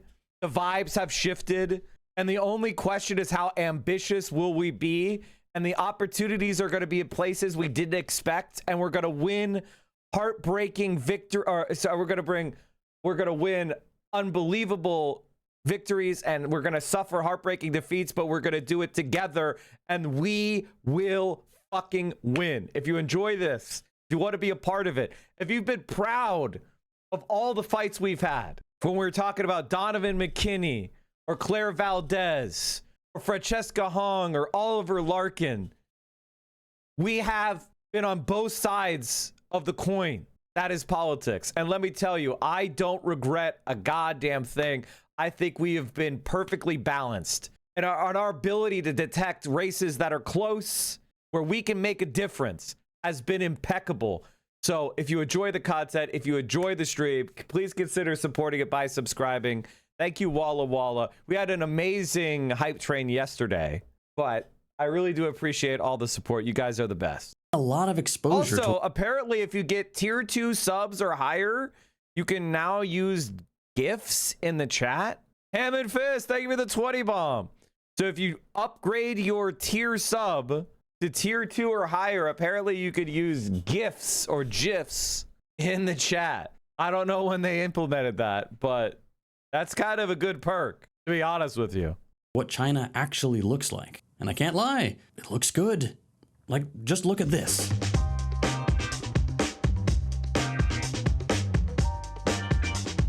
This isn't the most thorough political analysis you've ever heard, I know, but name any city in the US that looks like this. New York, maybe, I guess, but that feels like a real stretch.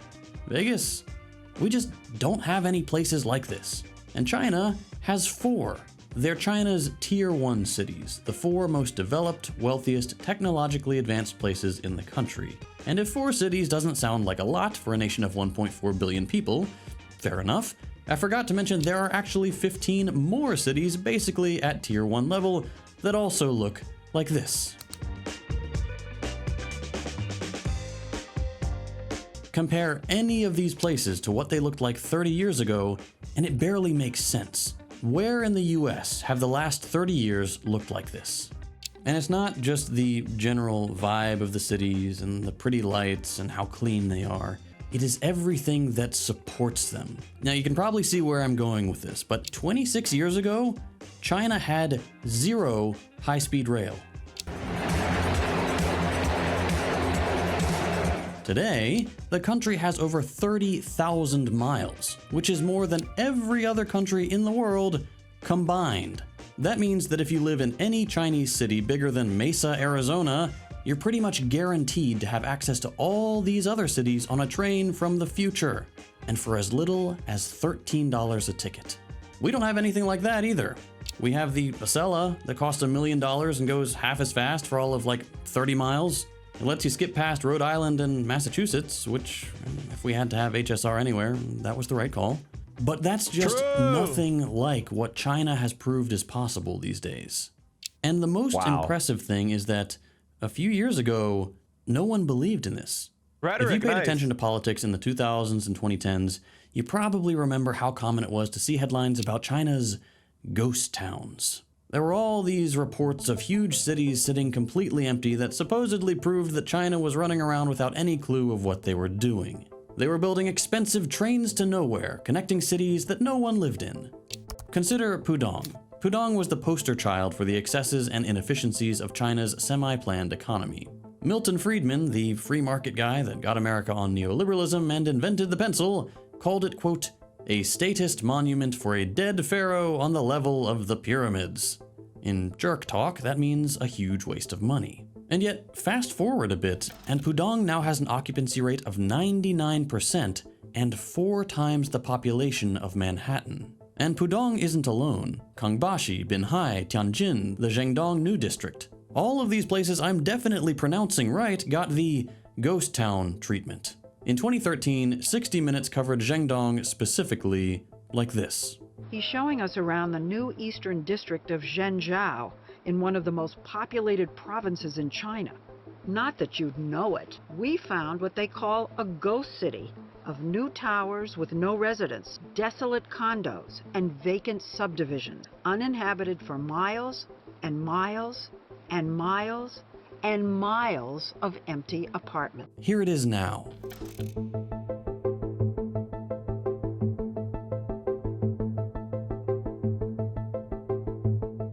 Over 1 million people, incredible infrastructure, public transit, and randomly, but importantly, 41 hospitals. Here's a crazy statistic to put this in context.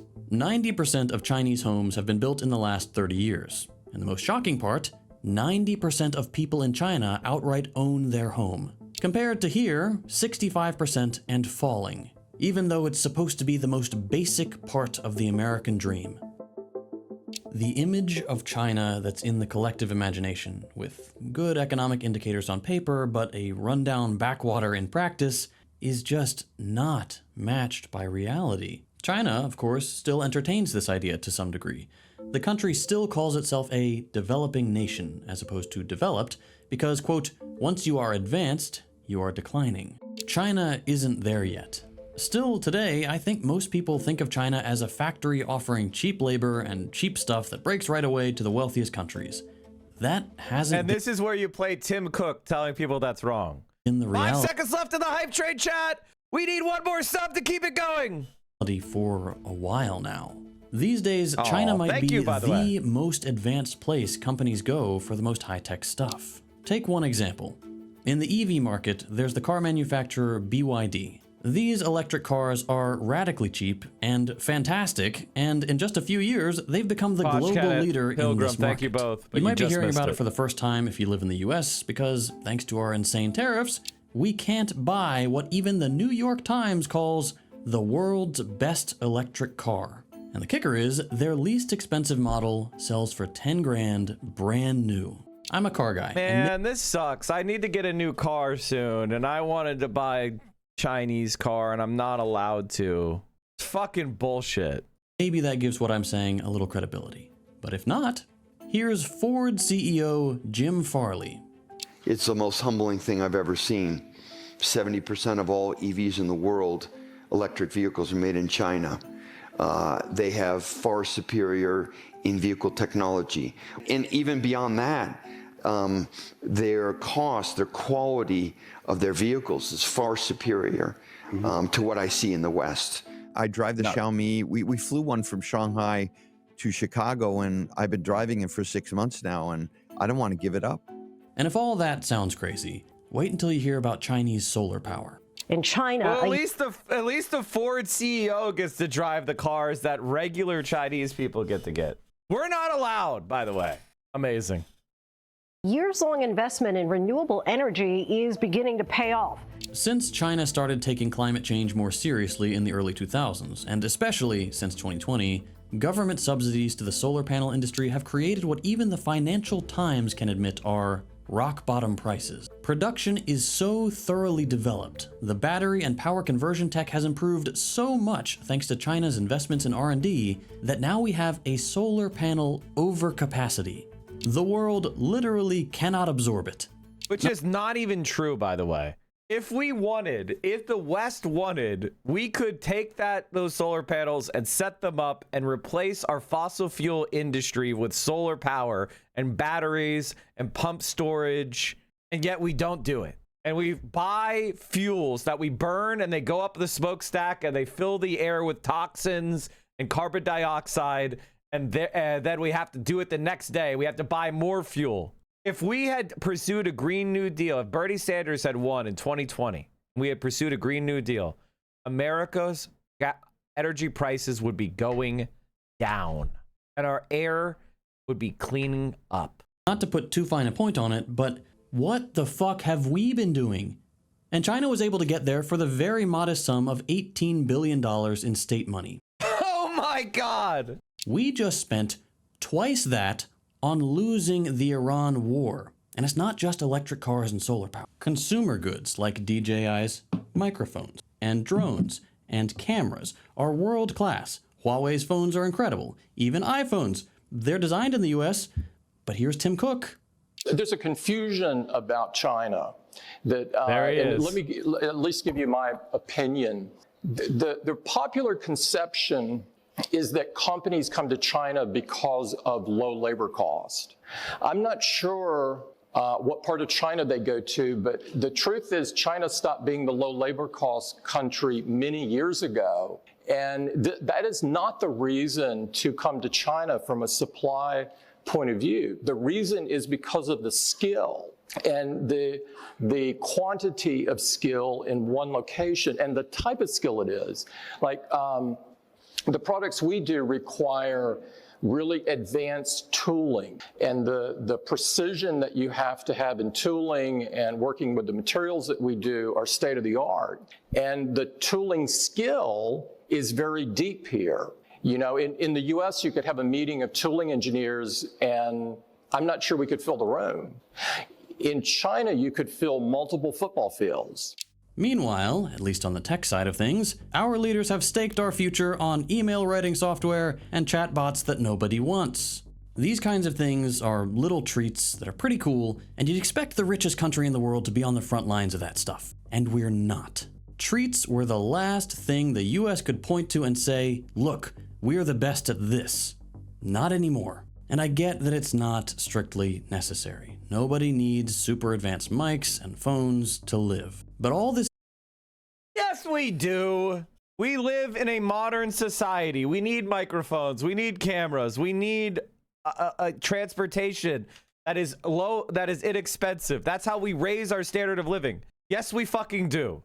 And it's outrageous that the United States of America is now closed off to the factory that we helped build. Why? Because it might mean that socialism can't be contained anymore politically, that the capitalist class might be contained politically. That's what we're denying ourselves for, so that people like Jeff Bezos and Elon Musk and the Ellisons have more power over you. That's what it's about. And I, for one, think that's bullshit. This is happening in a country that's also done the most to make basic life necessities accessible to the greatest number of people. China's track record is 800 million people being lifted out of poverty in 40 years. It's a country that, no, isn't perfect in matters of healthcare, but people there don't automatically lose coverage when they lose their job.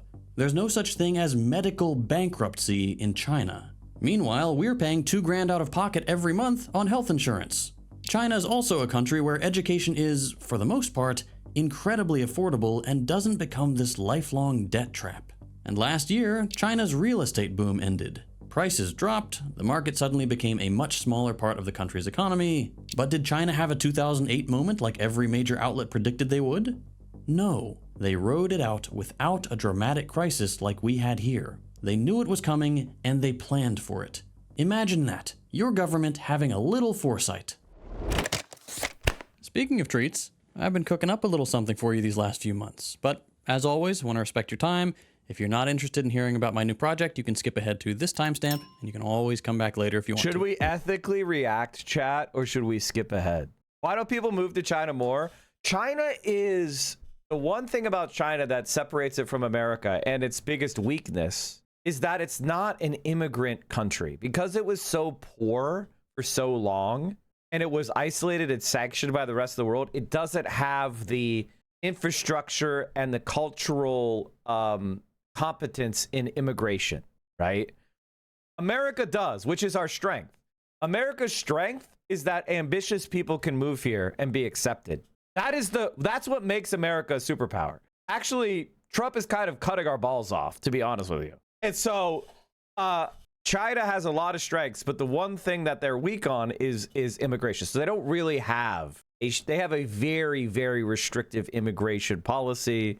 Comes from a lot of reasons for it, primarily having to do with national security, primarily having to do with, you know, being a poor country that had a inability to provide basic necessities to their entire population. That's obviously changing rapidly, and China is opening up. You know, they're opening it up more and more, but it is kind of an issue with China is they don't have the same kind of like naturalization process that's as open as ours. Even now, we're still more of a pro-immigrant country than they are, which I think is a mistake. For those of you who stuck around, thank you so much. I found a clip of Gremlo crashing out over you while wandering the streets of Florida.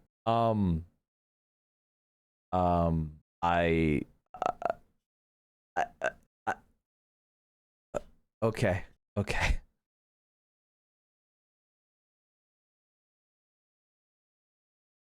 The only thing I would say to people is I have always been against being wreckers. I've always been in favor of people having each other's backs, solidarity, being supportive, and not trying to like ruin other people's reputations over clips. I've never believed in doing that. And if you've been watching me for a long time, you know that I'm a person who believes that people can change and welcomes people in who want to change. And I also am unabashedly pro-electoral politics as a strategy of normalizing socialist thought.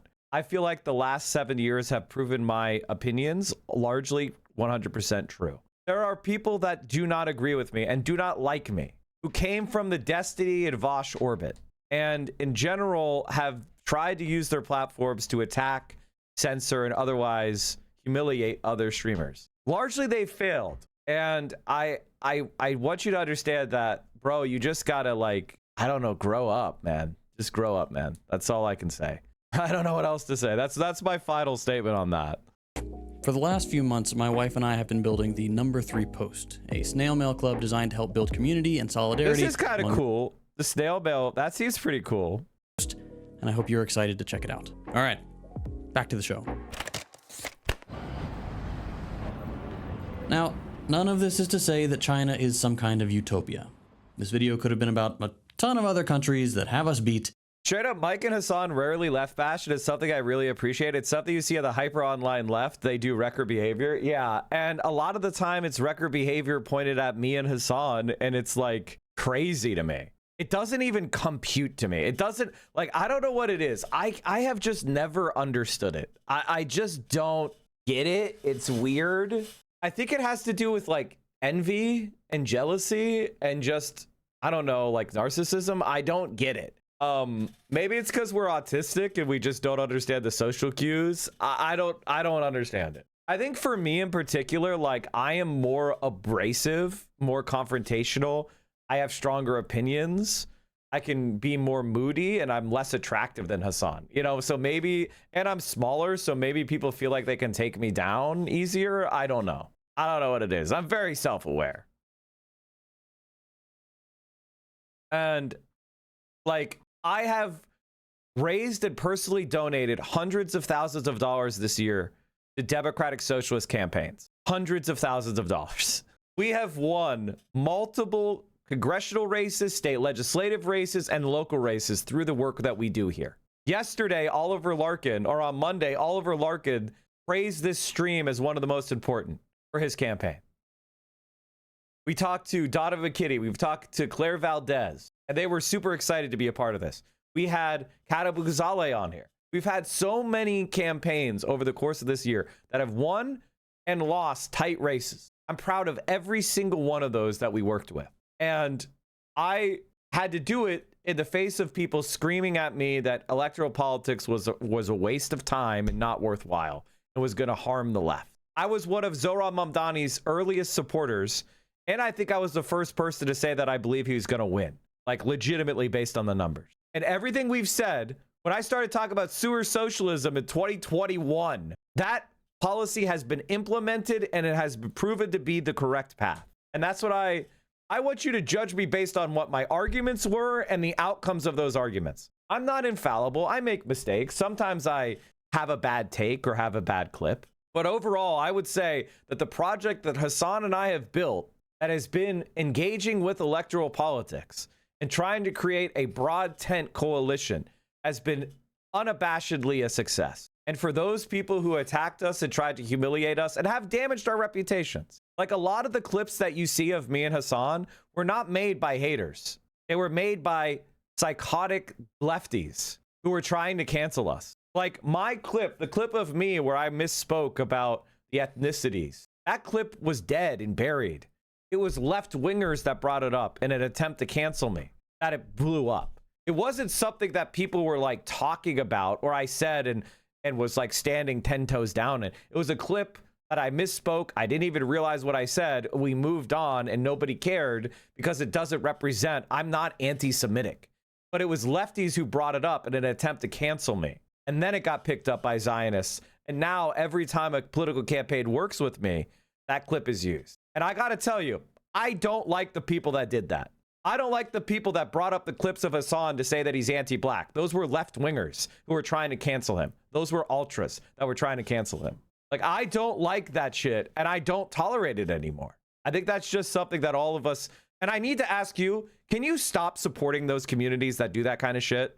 If you see a left-winger trying to cancel us, can you just stop? I mean, if you like them more than me, please stay with them and never come back. I don't have any time for it. I don't want you here. If that's your mentality is, I'm going to find the clip of Mike that proves that he's actually a right-winger, just leave. Like, I honestly don't want you here because you are creating a community that damages our own strength. Oliver Larkin, you know, all these candidates, Abdul El-Sayed, Oliver Larkin, all these people, they've had to like be called these names and answer for bad clips. And almost all of these clips were taken by lefties trying to like prove they were lefter than thou, and these communities that are trying to like damage our reputations and force us to respond, right? Like, you see that I have thousands of viewers, so you want me to respond to you so you get attention. Like, that's just not going to play anymore. And if you're one of those communities, I got to tell you, I am going to work against you. I'll be completely honest. I will. If somebody asks me what I think about you, I will tell them. Like, I'm not going to be shy about it. I will say what I think about people that are harmful to the left. I'm not going to pull any punches. It is true. I will do that. And we'd say the same thing. For example, China has a higher youth unemployment rate than we do. It's about on par with the EU, but they're also going in much the same direction as places like the US and the UK on things like free speech and digital freedoms. Back to China. They too have old-ass leaders who won't leave office. And even though China's done a lot to develop its renewables, they've also put a lot of coal power online. I'm not trying to hide any of that from you. At the end of the day, they have problems just like every other country. What sets China apart is that, unlike a lot of the Mike hate has died down recently, so that's nice. Well, it's because, because we've been proven right, haven't we? Aren't the vibes amazing? Like, you work in the direction that we all fight in the same direction. We all fight for power, and it fucking feels great. Leaders who are satisfied with promising a little and delivering nothing, 75 years of CPC leadership has produced something incredible. A society where the average person is better off, especially compared to the generation before. And all those problems I just mentioned, they're actively being addressed. Unlike here, where everything just gets worse all the time. And while it would be a mistake to attribute China's success to a single strategic decision in a country that is famous for letting its cities and regions experiment with how they want to develop, it would also be a huge mistake to ignore China's Marxist influences. Hardly anything in the US can exist outside the profit motive. We just don't do anything unless some billionaire can get a cut and add another zero to his bank account. A lot of China's development has followed a similar rule, with guardrails in place to prevent the horrifying inequality we see in the US. But a lot of China's development has also happened even when profit was impossible. You don't build cities that'll stay empty for years if you're constantly worried about the bottom line. You don't make this many solar panels if your plan is artificial scarcity. Where comfort and survival is incompatible with the greed of a few, China has proven that you can actually do something about that. All I want is for us to start believing that too. I want to actually be for something in the United States. We are all sick and tired of having to fight every little thing the US does tooth and nail. I'm tired of knowing that every action our corporate overlords force through the government will negatively affect our lives. China offers us a vision of a vastly better future. Enough with the anti-China propaganda. Do we want a better life, or do we want to suffer more and more every year? It's time to stop buying the bullshit and fight to be more like China. I think all in all, like, there is no sense in my lived experience that China is an aggressor towards the United States. We have had a positive, constructive relationship with the country since normalization of relations. And so the idea that suddenly they're going to cook up some excuse that we need to fight China is just outrageous and ridiculous. And I think everybody on their face should reject it. How China keeps winning by doing nothing. I mean, this isn't even true. China isn't doing nothing. They are investing in their own nation. All right. I'll be right back, chat.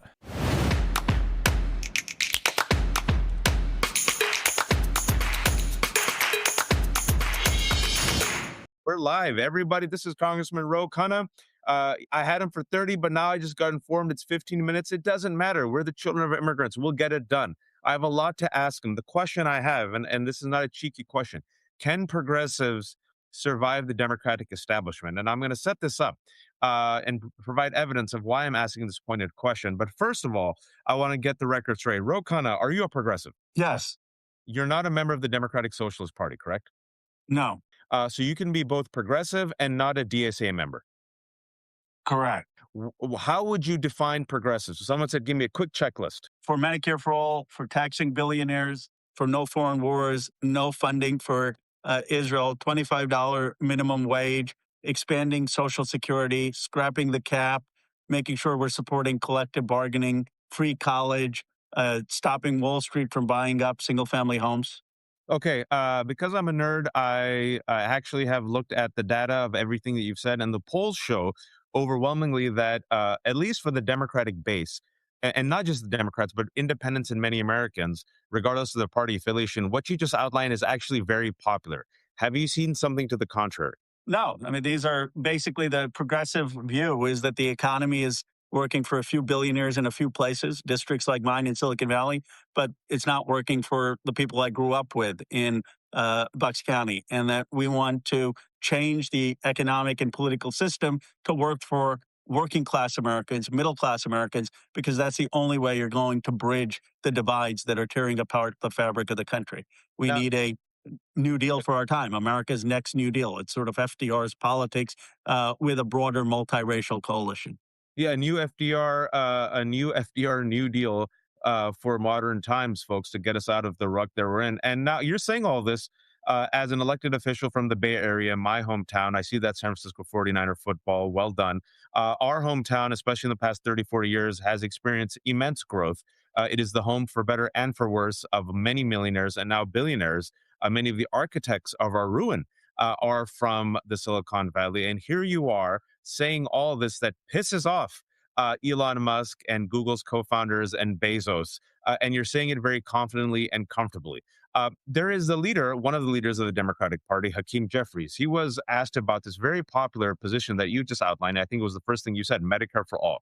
A Yale study just came out and said that Medicare for all would actually save about 110,000 lives, and you probably know the number, more than $1 trillion, correct? 1.02 trillion dollars. All right, everybody, I am going to bounce a little bit early today. I've had a lot of long-ass days lately. So I'm going to bounce a little bit early today. I'm going to send you guys over to, let's see here. Who is streaming today? Oh. Casey Tron is back. So we got to raid the queen. She ate like a 30-day ban over bullshit. I don't even know what it was. So Casey Trott is back. So let's boost the queen. Florida was a huge win. Angie Nixon winning a landslide victory is fucking crazy. So it's been exciting. I guess we're going to have to figure out who we're moving on to next, huh? I believe we have to do an inside-outside strategy. The electorate will take over the party approach inside, a community building and supporting things like tenant unions outside. We need both. 100% agree. But I don't believe... I think the one thing that I would say, Black Rose, is a lot of people like to attack the other way. Instead of just engage with what you think is important. Engage with whatever side of the inside-outside you feel is going to be more useful And don't begrudge people for their choice, right? Like that's the main thing, is a lot of people feel entitled to getting the support for their vision as opposed to letting people sort themselves. All right, everybody, there's all my links. Thank you so much. Solidarity forever. And congratulations to Florida for one of the biggest upsets in American political history. Wow.